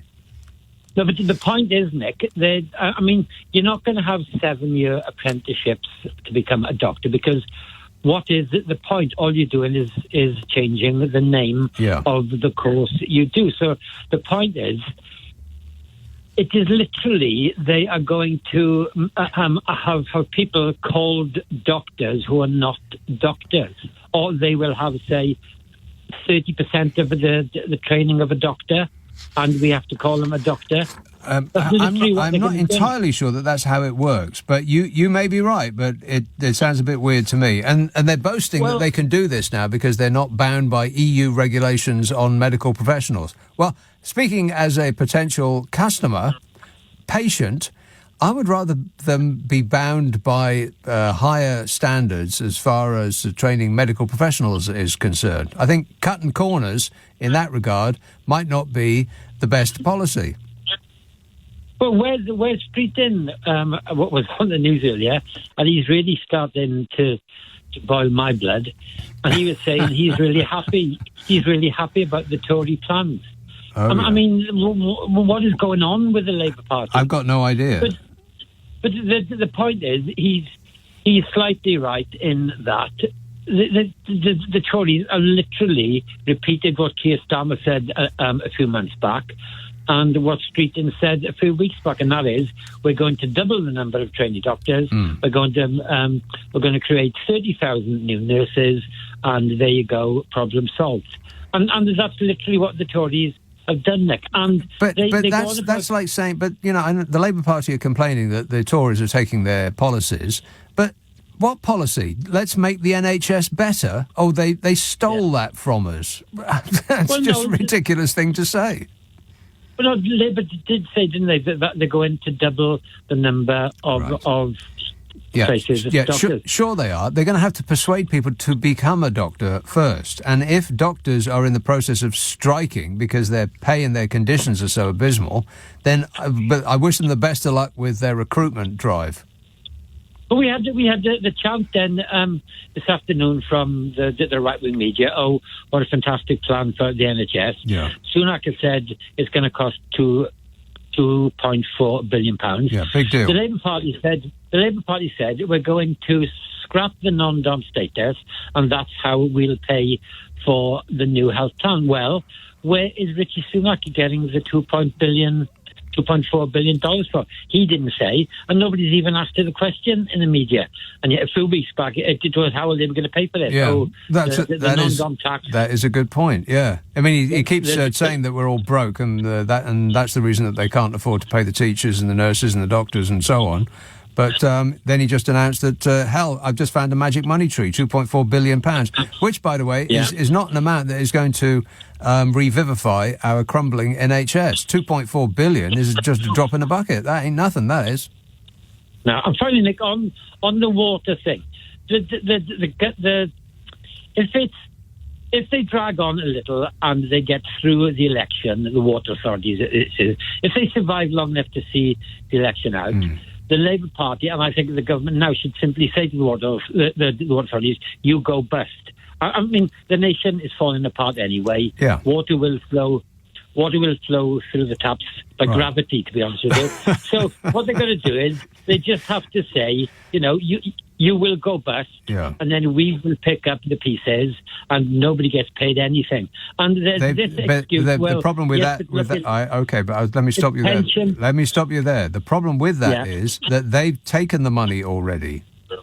Yeah, well, Nick, the pipes are there, the reservoirs are there, the sewage treatment works are there. All you got but so is £72 billion of debt. We can't wipe that away. If we take those companies over, we owe that money. No. Yes. The government then. No. The government then says we are picking up the pieces of this this now non-existent entity because there are no water authorities. They've gone bust. But we've got all this infrastructure. We now own it, and and with the infrastructure comes the amount of debt that they have already piled. Yes, absolutely. They've already piled on Nick, this. I don't see why you're saying no. Of course it is. Because Nick, it's up to the banks and the shareholders then to fight it out between them. Shareholders will say, hang on, it's our business, but it's gone bust. The banks are speaking to a bankrupt entity, aren't they? There's nothing there to get money from, so they all fall flat on their backside. That's what the Labour government and the Tories should be doing. No, but yes, but the money has gone already. They've taken it. Yes, but who to? The Qataris and the Saudi Arabians and the Americans and the French and whoever else owns giant chunks of our water industry. There's no getting around it. If we take the entire water industry back for a penny, we'll still owe 70-odd billion pounds to all of these people. The money's gone. But anyway, good plan, Malcolm. Needs to be thought out again.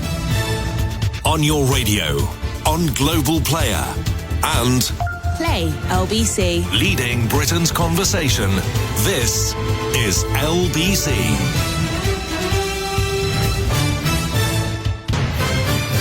This is LBC from Global, leading Britain's conversation with Nick Abbot.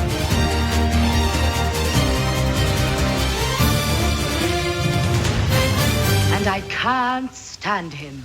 He said, I'm feeling underdressed. I should be wearing sequins and glitter. What, like all gay people wear sequins and glitter? Have I just been witness to a hate crime? Thanks a lot, Your Majesty. Jake says, Nick, no. No. He says, big mistake. Never play a new set at Glastonbury. The crowd are drunk and off their heads. They want to sing and yell at stuff they know off by heart. Well, that is true. But who are you talking about? I mean, the first couple of songs by Guns N' Roses I didn't know. I would have thought that they'd, start with something really big. I switched them off after about 3 tunes. I thought, this is not particularly good. But no, you are quite right. Never play a new set at Glastonbury. Big mistake, huge. On that subject, Pete says, I thought Cat Stevens at Glastonbury was absolutely top hole. Extremely entertaining, the sound was spot on, and the concept was very emphatic and moving. Well, I'll stick it on my list. 0345 6060 973. Birmingham, Eileen. Oh, hi, Nick. Eileen. Lovely to talk to you after so long. I've completely forgot what I was going to say because I've been sitting here listening to everything for about half an hour. Yeah. But anyway. Make notes. Always make notes, Eileen. Yeah, do you know, I really should have, shouldn't I? But I thought, was it Malcolm from Wales? He said it all for me. What did he say? Well, I mean, he was brilliant, wasn't he? He had all the figures, he had everything sorted. I don't know who you're talking about. Which one was that? The last guy you were talking to. Oh, I don't remember that. Oh, God, I'm not sure. I do know. Anyway, we're drawing the curtain of charity over that. Right. What I was going to say was, I can't bear it anymore, Nick. No, I can't stand it anymore myself. I can't bear I'm at the end of my anymore. tether. I may scream. I don't. There is nowhere to start because it's just 13 years of a crumbling, degenerate, horrendous Brexit, COVID. All of that. There's nothing. What can I say? Or, as a recent leader would say, we have never had it so good. Remember that. Who said that? Not that Liz Truss, was it? Absolutely. Yeah. Jesus, Mary Joseph. Do you know what? I swear to God. Did you watch Question Time? I watched clips of it. Well, there was a ray of hope and I'm going to tell you what it was. A ray of hope. What was it? Fiona. Yeah. Bruce, God love her. The blessed Fiona. I think she does it well. I've got to hand it to her. Well, I like her on the Antiques Roadshow. Well, everybody that's all loves I'm her going on to the say about Antique that. Roadshow, and she's very clever. She's got a lovely figure and everything. But I'm telling you, I do think she does well on that question time, bless her. She should stand up and give us a twirl. She asked the audience, does anyone here agree with the Rwanda thing? Yeah. And the audience said no. Yeah. There wasn't a single. Now my Not husband a said single who has solitary got person. The courage to put their hands up, Right. which I'm inclined to agree. I'm going to say 10%. We'll give that 10%. All right. But in the audience, do you know what? How that I almost. No, I didn't feel sorry for her. But that Tory little woman with the long hair and the blue jacket. She was looking. Hang on a minute. She was looking at people as though. I mean, it was a look that said to me that she was thinking, "Oh, I'm just so dreadfully sorry that you're so stupid as to not understand what I'm saying." How utterly! She actually. Eileen, when you get that high, only dogs can hear you. Calm down. She was so... Oh, I do beg your pardon. I do that. Supercilious, I think, is one of the words you're looking for there. Patronising. Patronising is another, She was utterly patronising. I'm so sorry that you're so stupid as to not understand what I'm saying. Yeah. But here's the thing, Nick. Let's look back, because you're going back 13 years... And we have been patronised, haven't we? Not me, of course, but no, I'm serious. Right. I mean, come on. You could see through them all this time. Not that they've really been doing very much to obscure what they've been up I'm going to lay to. my cards on the table here. I voted for Jeremy. I mean, I love Jeremy. But anyway. Jeremy Corbyn. Jeremy Corbyn, yes, I loved him. But Look, at the end of the day, what we've got, you're talking Murdoch. Everything is from the press. Even the Tories will admit, look, this country is run by the press.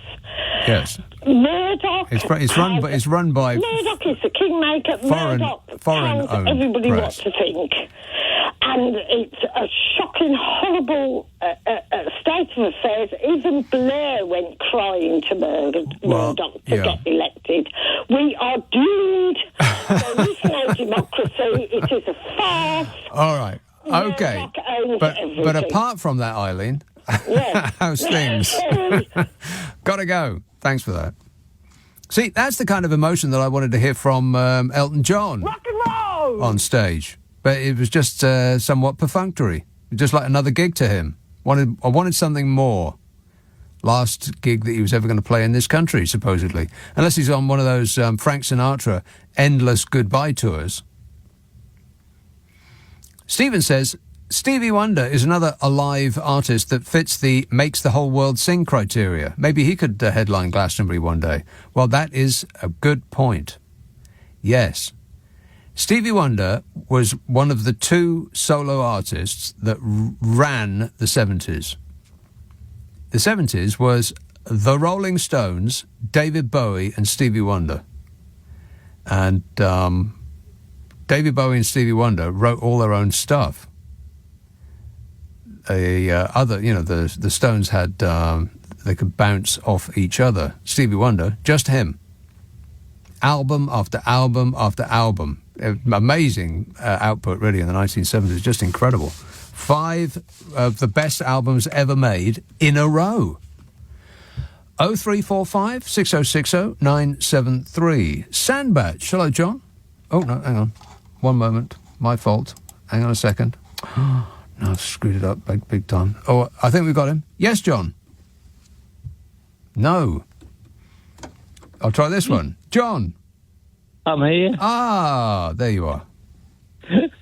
Yeah, there's been so much being said, I can't get my head around it all. But the one thing about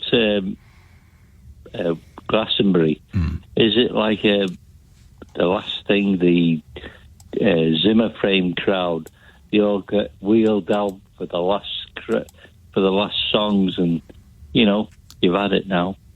This is your last day, mate. Get your Zimmer frame back and clear off.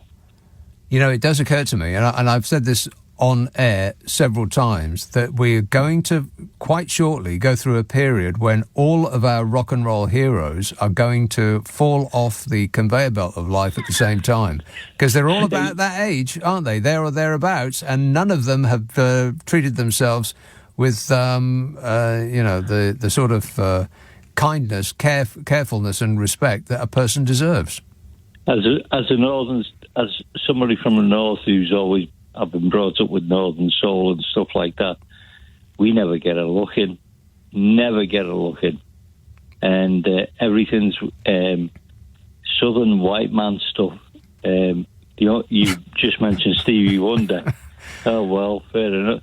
Yeah, great Stevie Wonder. Right. The rest of that crowd, waste of time. Are you saying, hang on a minute, are you saying that you want more Northern Soul on the radio? Is that what you're saying, or are you saying something else? Oh yeah, any day of the week. All right. Okay. Let's see if have we got "Tainted Love" by Gloria Jones. Get "Tainted Love" by Gloria Jones. There's a man from Wigan wants to hear that straight away. Unfortunately, we haven't got that. Yeah. Can I just, before we get anywhere else before I finish? Yeah. Is on the politics side and the water companies and everything, and Fishy Sunak's, what do you call it, his new proposal for the NHS. Fantasy plan for the NHS, yeah. It's a con, isn't it? We all know it's a con. By the time anything like that gets started, he'd be living in America, the ex-Prime Minister. Yeah, be very, very cautious warning, about believing a politician when they say they have a 15-year plan. I don't believe that politicians are remotely interested in the next 15 months, let alone 15 years. He'd be about, what would he be, about 70 years old? I seriously doubt that he's that old now. He must be about, is he 40-ish, something like that? Yeah, I mean... I wonder what he's going to do when he grows up. Thanks a lot, John. 0345 6060 973. Text 84850. Email nicka@lbc.co.uk. If you're on Twitter, it's at LBC. Friday, Saturday, Sunday night at 10, Nick Abbott, LBC. I should remind you, by the way, that I do 3 podcasts, one of which is called The Nick Abbott Habit, which is clips of old shows. It's a best of. It's a half an hour, comes out on a Monday. You can get it on Global Player. If you haven't got Global Player, it's free. Get it on globalplayer.com, or you can download it from your app store and ask for that best of podcast by name, The Nick Abbott Habit. This is LBC. This is LBC with Nick Abbott. Call 0345 6060 973. Tweet at LBC. Text 84850. I just want to tell you all how happy I am to be back in the studio, making a picture again. It's a radio show, dear. 0345 6060 973. Maidenhead. Hello, Gary. Oh, evening to you, Nick. Bear with me, I've got a bit of a cold, but I think I sound all right. But a couple of points. One is I've just come through the Slough Industrial Estate where Thames Water got one of their main offices. I think it's where a lot of the bill, where you pay your bills, but it's lit up like a blooming Christmas tree. Is it? And there's one person in there. All the screens are on, all the lights are on, and it's like 4 stories high, so they're not worried about the electric bill. But the other thing is, I went over to High Wycombe today, and if you look at it, the M40, the Loudwater Viaduct, you have to go under there to get to a nice little shop that's like a little industrial estate, and it was all cordoned off one side and loads of workmen, and I just said, what's, because I grew up around that area, what's going on, and he says, a big piece of concrete fell down from underneath and hit a car.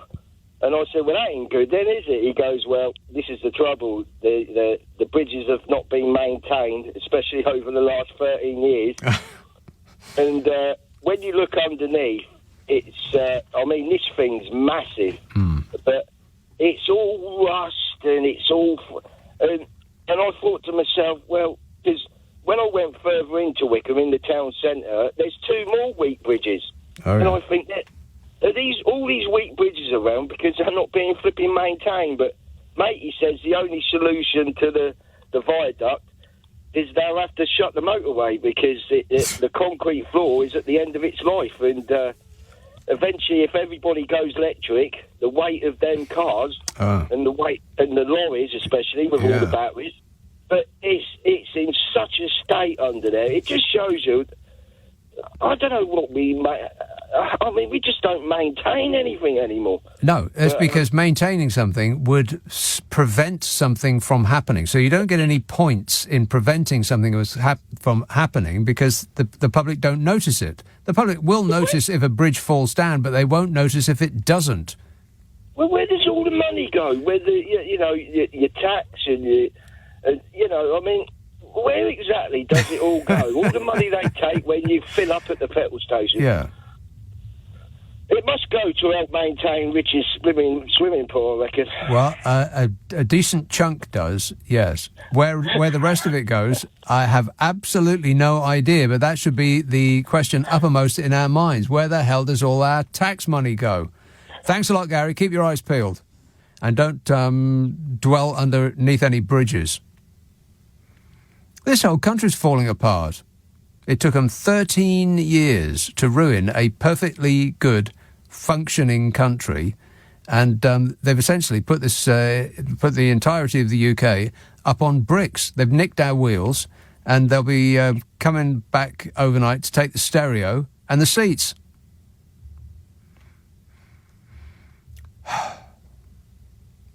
John says, I don't know why Marillion haven't played Glastonbury. Perhaps for some, they are still linked with fish-era silliness. Well, that's a bit harsh. I think Marillion have played Glastonbury. I think they were on stage as I was arriving for my first ever Glastonbury, 1982. It might have been them, or it might have been somebody completely different. I have no idea. I'm pretty sure that Judy Tsuk played. Other than that, not a clue. I do remember getting a lot of food from a stall that was called Sandy's Snacks. But as to who was playing that year, I don't know. No idea. Marion says, I can't remember which year, but Radiohead were on the Friday or the Saturday and did not play Creep. Is that true? Almost all the other bands I saw after that, big and small, did their own version, says Marion. Really?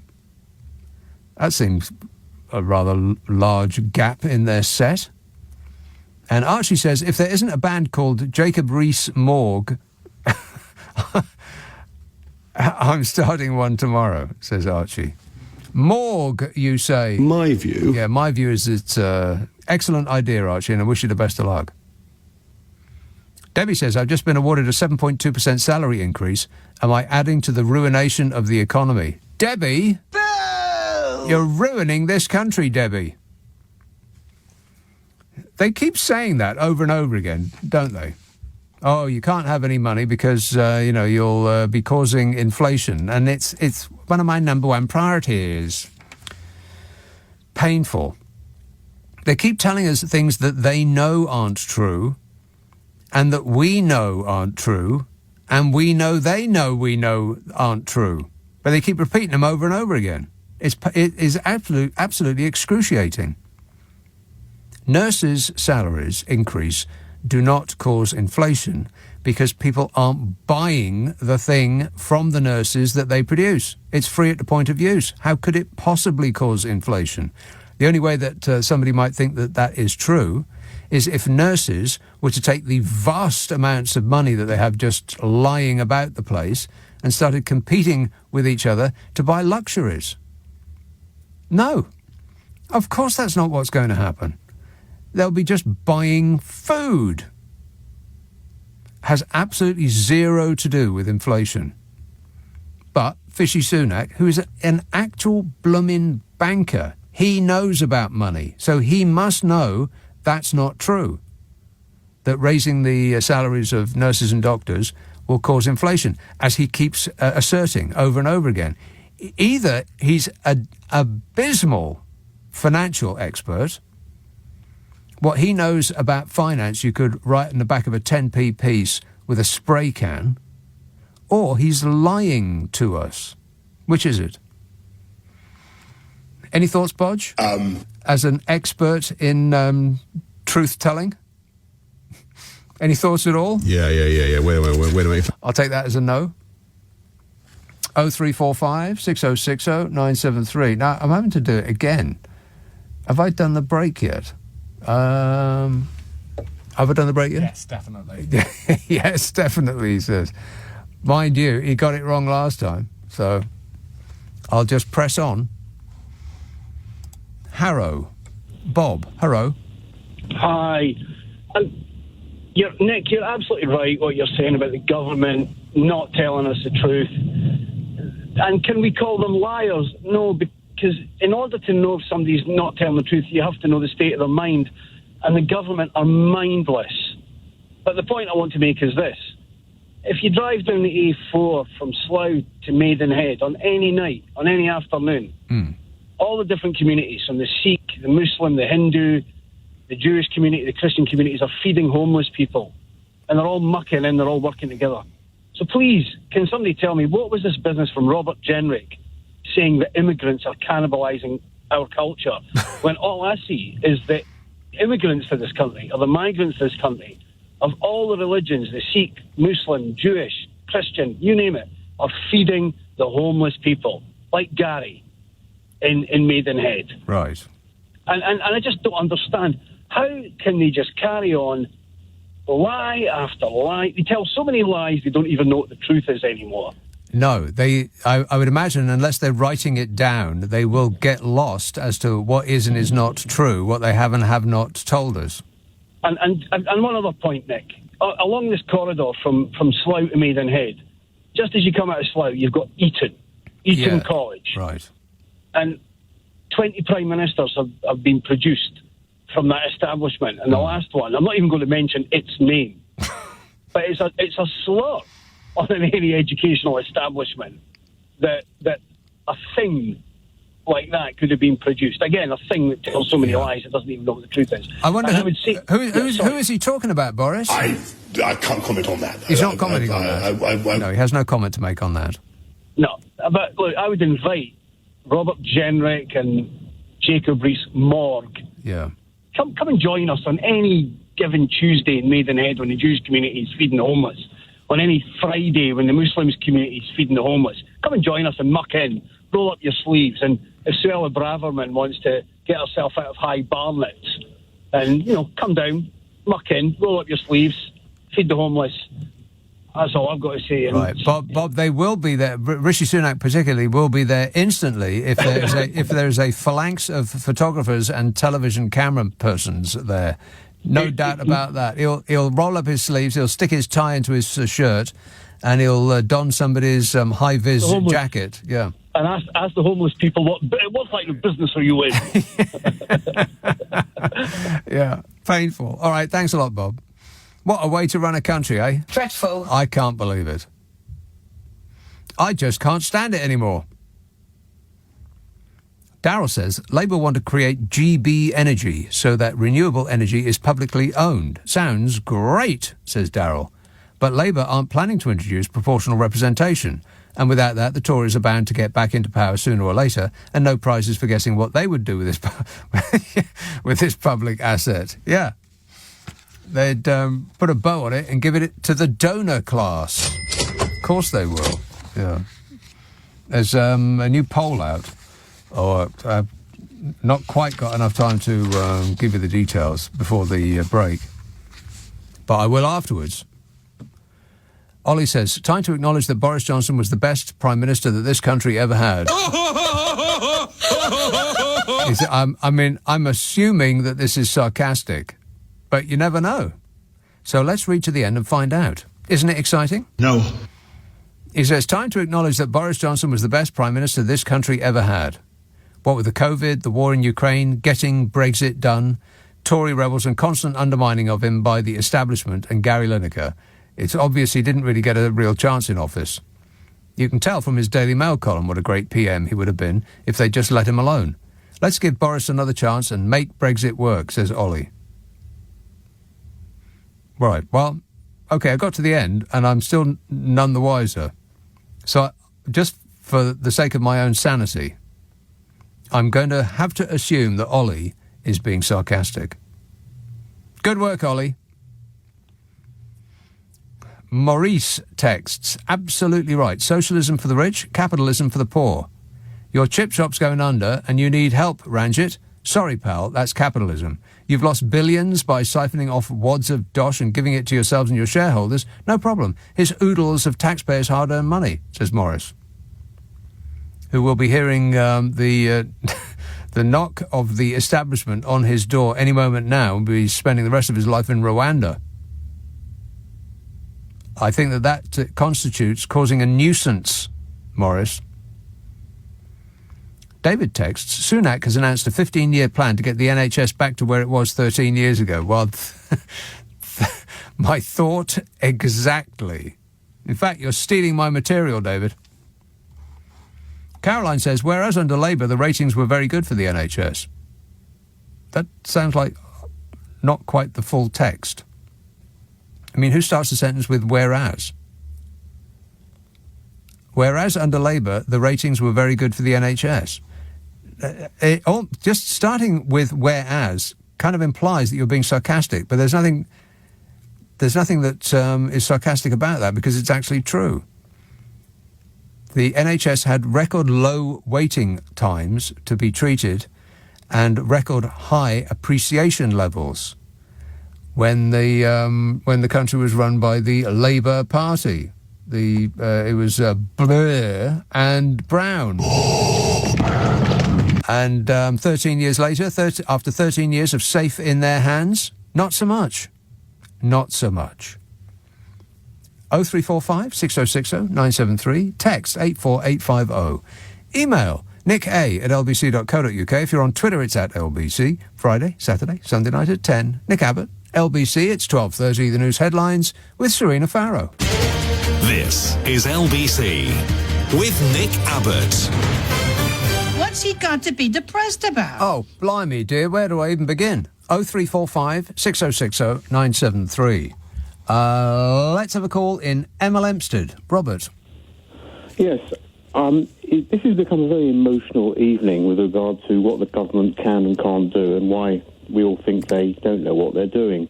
And the answer is they don't know what they're doing because actually there is no solution to the problem. And can I give you 4 pointers just to consider? Well, first of all, what is the problem you are referring to? The economy. The whole situation. Yes. Well, okay. There are 4 things which I think we need to consider. The first one is that putting up interest rates will not cure inflation because this is not demand-led inflation. Yes. It's led by supply. Correct. Secondly, we have a situation whereby, for all the best reasons in the world, of the working population, we now have 2.5 million on long-term sick.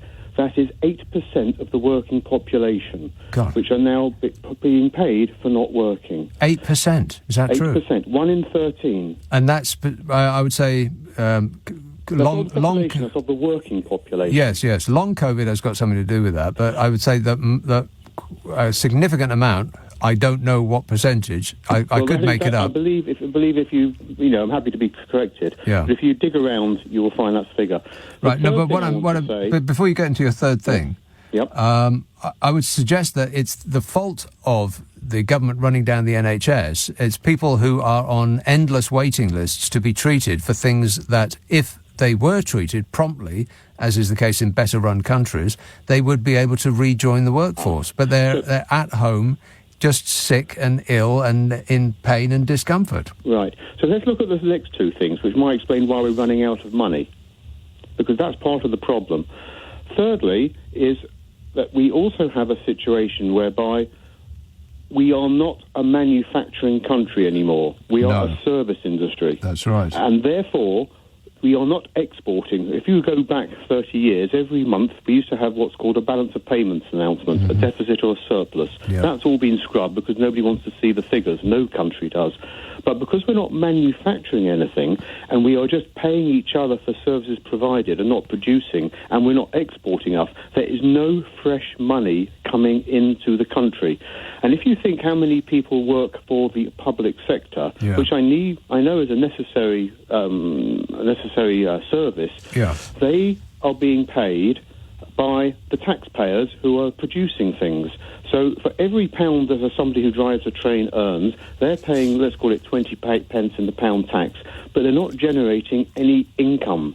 So the bigger the service industry becomes in this country and the bigger the public sector becomes, the less money we will have because there's no fresh money being generated. And when people say there's... That sector has been expanded, and we are taxing the fewer people to try and get more money. And because because we're so reliant on the services sector, people think that, that's banking and insurance and all of that. But actually... a vast chunk of the wealth of this nation is, as you say, just churning the money around in a tight circle. It's us going out and buying a meal or going and staying in a hotel. Generating income.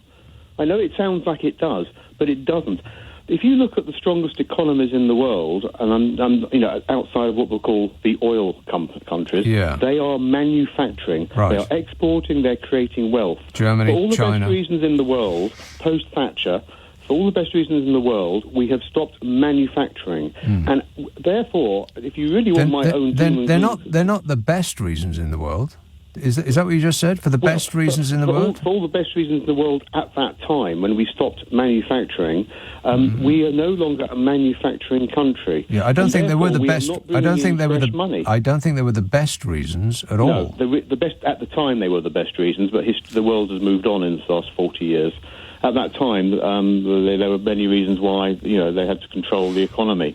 But we are no longer manufacturing, and therefore, if you think that everybody who is in the public sector, who do a grand job, but they are not creating wealth, for every pound that the government is paying them, they're paying 20p in tax. So where is that other 80p coming from? That is not coming from anywhere other than borrowing, because we're not generating any manufacturing to pay for that. No, but the banking sector does make a vast amount of money, so there's that income that is coming in. I mean, just because we don't make widgets anymore doesn't mean to say we're not bringing in money, because the banking and insurance and estate agents and all of that sector does make a ton of money. That's coming in. The only fresh money that's coming from the financial sector is where that money is probably being generated from overseas investments. And I dare to suggest in the last 4 years that has gone down considerably and is reducing all the time. Like the City of London, I don't think is anything like the centre of attraction that it used to be, as you probably know. Brexit being the chief... I think Brexit, Brexit has got a lot to answer for. But putting up interest rates with a supply-led inflation, which I'm happy to discuss if you really want to go down that road, is not going to work.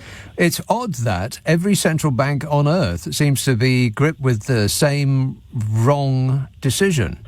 Well, we've got two problems with inflation. I think, first of all, we all quote what happened in the 1970s and 1980s. That was demand-led inflation. People had a lot of money, they went out and spent it, and therefore prices went up by pure demand structure. Yeah. Also, there was high unemployment, and therefore people were scared to ask for pay increases for fear of losing their jobs. Yes. We now have the reverse situation.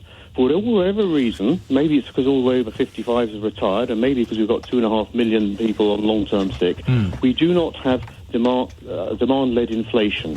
We have supply-led inflation caused by the fact that we can't get goods. Right. Putting up interest rates is just going to drive people further into the ground because it's precisely. not demand-led. Yes, and what they will have the benefit of doing is transferring even more money from us, the little people, into the pockets of the bankers. Essentially, that's what's happening. If they raise your interest rates, then people are going to have to pay more in to service their debt, their mortgages, usually.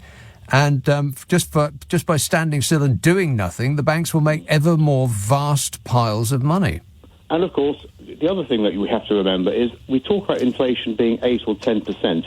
You realise that is CPI. Yes, that's not most people's experience. Excludes mortgages, yes. Excludes rent. Right. So the real rate of inflation is probably 15%. No, it's actually worse than that, because most people's budget goes almost entirely on putting a roof over their head and buying food. And the price of food is going up by 19, let's say 20%. So that's not most people's experience. You can say it's 8% all day long, because it includes a basket of goods that you don't buy a lot of on on any given year. Now, before we start bashing the government for that, which of course this conversation is revolving around, the question is, whichever government is in power, I don't think there is an immediate solution to this. We have a perfect storm of so many different things coming together that whatever government... There is a way to ameliorate it. Go on. Get Brexit undone. Well, the trouble is it probably costs us £100 billion to buy our way back in. Well, that's probably well worth the money. A cheap get out. Yeah, exactly. I don't know, but there is no... If we had a general election tomorrow and there was a change of government, ask your listeners, what would the new government actually do to change what is happening now? Because that is the $50,000 question. What we actually need is not actually a change of government. We need all three, or how many parties there are in this country, to actually come together and work together, because just changing government is going to make no difference whatsoever. Well, it very much depends, because we uniquely on Earth are suffering from all of the problems that the Fishy Sunak will list as being the cause of our difficulties. COVID, everybody had that. The war in Ukraine, everybody's got that. The difficulties with supply chains, everyone has that. The only thing that we have, which is differentiating our economy and society from all of the others on Earth, is this stupid Brexit that we have been persuaded by evil forces to engage in. So if we could run down our infrastructure, we have no gas reserves, we have no reserves of anything. Yeah. We have no food. We don't supply any food ourselves. It's all imported. We don't manufacture it ourselves. That's not entirely Basically, true. we are a service economy, and we are paying the price for that. Yeah, well, I couldn't agree with you more. But I think I'd like somebody to phone up and say, if we had a change of government tomorrow, I'll do how it. is it going to improve? I don't need anybody to call up. I'll tell you, it could improve by renegotiating this stupid Brexit that melting candle and Boris Johnson signed. But are the opposition parties now in opposition? Will they do that? The answer is, I don't think so, not at the moment. So therefore, there's going to be no change. Yeah, but your question was, what could they do? What could they do? Not what would they do? Yes. Yeah, well, that's what they could do. A new government could come in of any stripe. It doesn't really matter whether it's... well, it would matter, but it wouldn't prevent them from acting in this way if it was Tory or Labour. Just fix Brexit. Just reverse out of this stupid cul-de-sac that we have driven down because we started taking orders from people who have never read a map. That's the way we could fix a big chunk of what is ailing this country, because our inflation rate is way worse than anybody else's in a comparable economy. And the only thing that differentiates us from them is this stupid Brexit that people were persuaded to follow because they were told that their life would improve. Well, how's that working out for you? Oh, fabulous. Thanks a lot, Robert. Wow, that was like going back to school. It's educational, this show, no? No. 0345 6060 973. Text 84850. Email Nick Abbott.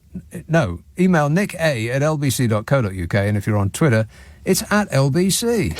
This is LBC with Nick Abbott. Call 0345 6060 973. Text 84850. Alexa, send a comment to LBC. 0345 6060 973. Kieran texts, thank goodness that Australia has so many dangerous spiders, snakes and such like. Otherwise the NHS would already be over. Jess says, I can't help thinking that Sunak's promises and pledges are as trustworthy as the 40 new hospitals. In other words, they will occur only in his mind. Yes, 40 new hospitals, Bodge. Yeah. Wait a minute. We need 40 new hospitals, Rishi. I am totally 100% on it. He's 100% on it, which doesn't sound like he's giving it his all. Southampton, hello, Simon. Nick, have you done the break? I've just done it. I've done it. That's good, because we do like the break, don't we? Because it pays the bills. Exactly. But you could do every 20 minutes instead of every 15. But, I'll leave that down to you to discuss with your boss. Right. Appreciate it. Right. Now, the man you just had on, the economy guru, as he sounded, he asked a question. And the question was, ask your listeners what a change of government tomorrow would change, would mean that it would solve the problems, didn't he? What could I've got the answer. I'm really smug. I'm stood here jumping up and down with my hand raised, thinking I've got the answer. Oh, me, sir, me, sir. Yeah, that's it. Yeah. Here it comes, right? So, let's assume that it would be a change of government and Labour or a left-wing government could take over, yeah? And the point is this. They would have the will to want to put it right. And that's where it has to start, as opposed to now where they don't want to put it right. All they want to do is make a noise and get people angry and get people divided. But, what exactly has changed since we had, Boris left, we've had that trust thing and everything else, right? Nothing's changed. It's just noise. Whereas if there was a government in place that actually wanted to do something, that's the place to start. That would be a good start, yes, if they actually had it in mind to fix some of the problems that are besetting this country, rather than just to try to distract us with endless talk about small boats. Gosh. Now, it would be a government for us, not a government for them. Yeah. And if that government does come in next time around, I'll give them 5 years tops, because the people will turn on them straight away and blame that incoming government for everything that the Tories have done over the last 13 years. I just dread to think. It's a big year next year. It's really a big year next year. It's huge. And I tell you what, Keir Starmer, if Keir Starmer does not bring in proportional representation on day one of his premiership, then he should get fired on day two. What gladdens my heart is if the Tories are able to chop and change leaders whenever they feel like it. If Starmer doesn't actually work out, we'll give him a couple of years even to start putting in the pledges that he's turned his back on, because he's got to do it by stealth. I don't expect for any minute he's going to walk in on day one and go, right, fooled ya, here we go. Right, it'll all be done gradually. Free everything for everyone. Yeah. That's it. Boil the frog very slowly, and but it will, give it a couple of years, and it will soon be picked up on. Hang on a minute, you haven't done this yet. Then they can get rid of him, can't they, and get someone else in. That party is in power. Get the leader that's got the values that the country needs. Yeah. If this one doesn't work out, with Tories, forget it. You got nothing. Well, the Conservative Party can change their leader over and over and over again, and apparently that is perfectly fine. And each new incumbent has a mandate. But I'm sure if the Labour Party were to be so bold as to change their leader mid-government, then certain individuals would have a bony finger of complaint raised in the air. My view is the change of leader requires a general election. My view is the change of leader requires a general election. It requires a general election. Thanks a lot, Simon. 0345 6060 973. Paul texts, do we have signs that say don't go in the water because of sharks? Are you talking about us versus Australia? Or are you suggesting that sharks have bought the water? Don't sell the water because of sharks. Either way, yes or no, depending. Rebecca says, how long do we chocoholics have to wait for the bad news you were going to announce? I've announced it already, Rebecca. Are you listening? Kyle says, Lion Bar used to be good. Crunchy Bar now feels like you're eating glue. Right. Oh, no, wait. Crunchy is not a bar. That's not the name. I read that all wrong. Sorry about that, Kyle. I am very apologetic. I am very sorry that I screwed it up. Yeah, very sorry. So sorry. You don't know how sorry I am. Lichfield, hello, Steve. Hi, Nick. Steve. Yeah, Brexit. Yes. I voted to leave. Mm-hmm. Nothing to do with money, nothing to do with immigration, finance. The concept of the Eurozone is a disgrace. We are 27 different countries, all with different attitudes to education, lifestyle. Different attitudes to education? Families. We've all got different systems and different attitudes. If you've ever been to any of those countries in Europe, they're very, very different from us. At least most of them are. Germany and Holland are pretty similar to us. In what way are they different as far as education goes? Their attitude to how many hours of education they give each other, their attitude to food, health, family, lifestyle. Yeah, I'm not sure that people in Europe have different attitudes to education or food. They like eating food and they appreciate educating their children. I think that's the same everywhere. Southern European countries are similar. The Northern European countries are similar. You've got the lot in the middle. You've also got Greece, which the European Union managed to destroy in a space of a couple of months. Yeah, I don't think Greece is destroyed. I believe it's still there. Functioning perfectly well. Ridiculous, isn't it? That's ridiculous. The point is, you can't have a couple of hundred people in Brussels making a set of rules that is going to fit all of those countries and their populations. Steve, it seems to work perfect. It seems to work better than here. No, it didn't. It doesn't. No, it absolutely does.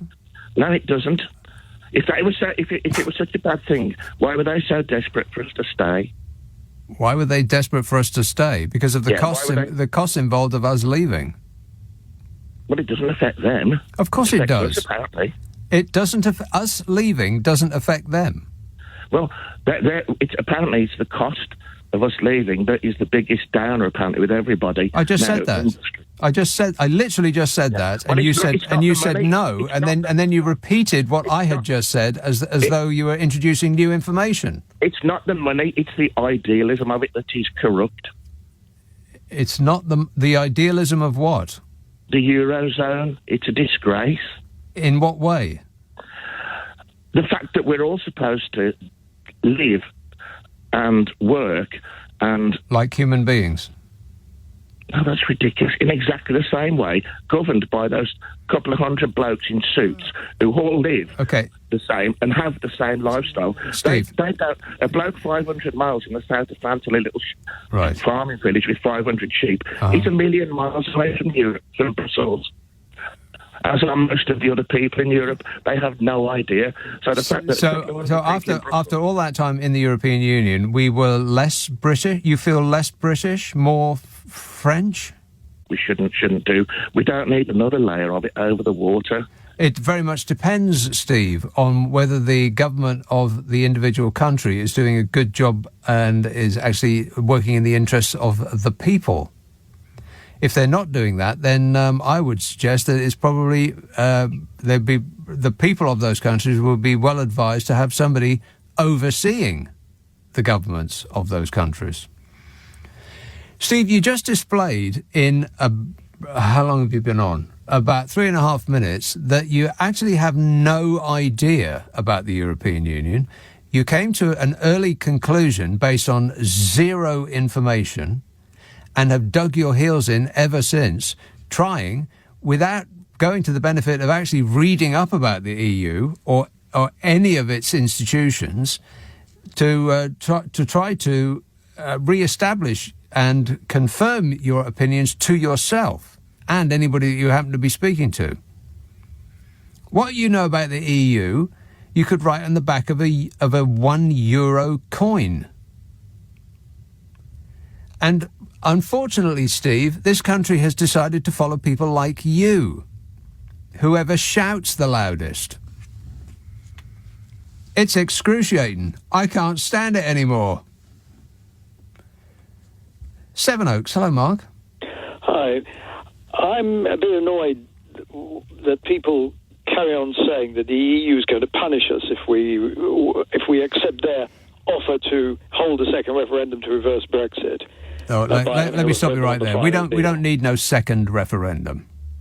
Well, we should never have a second. They've suggested that, and the fact that they've suggested that it suggests that they're not out to punish us. Right. The point, you made the point very well, that Brexit is costing them money just like it's costing us money. Yeah. Proportionally less for them, so it doesn't worry them as much. But they're not stupid, unlike the sort of emotional approach of some of these Brexiters. So they see themselves losing money, and they don't want to lose money. Right. Well, very sensible. Yeah. So, as far as I could see, they'd be very happy to have us rejoin. Yes, but probably not on the same terms that we used to enjoy, because we have now screwed it up for everybody by costing them a vast amount of money, so that there will have to be some sort of...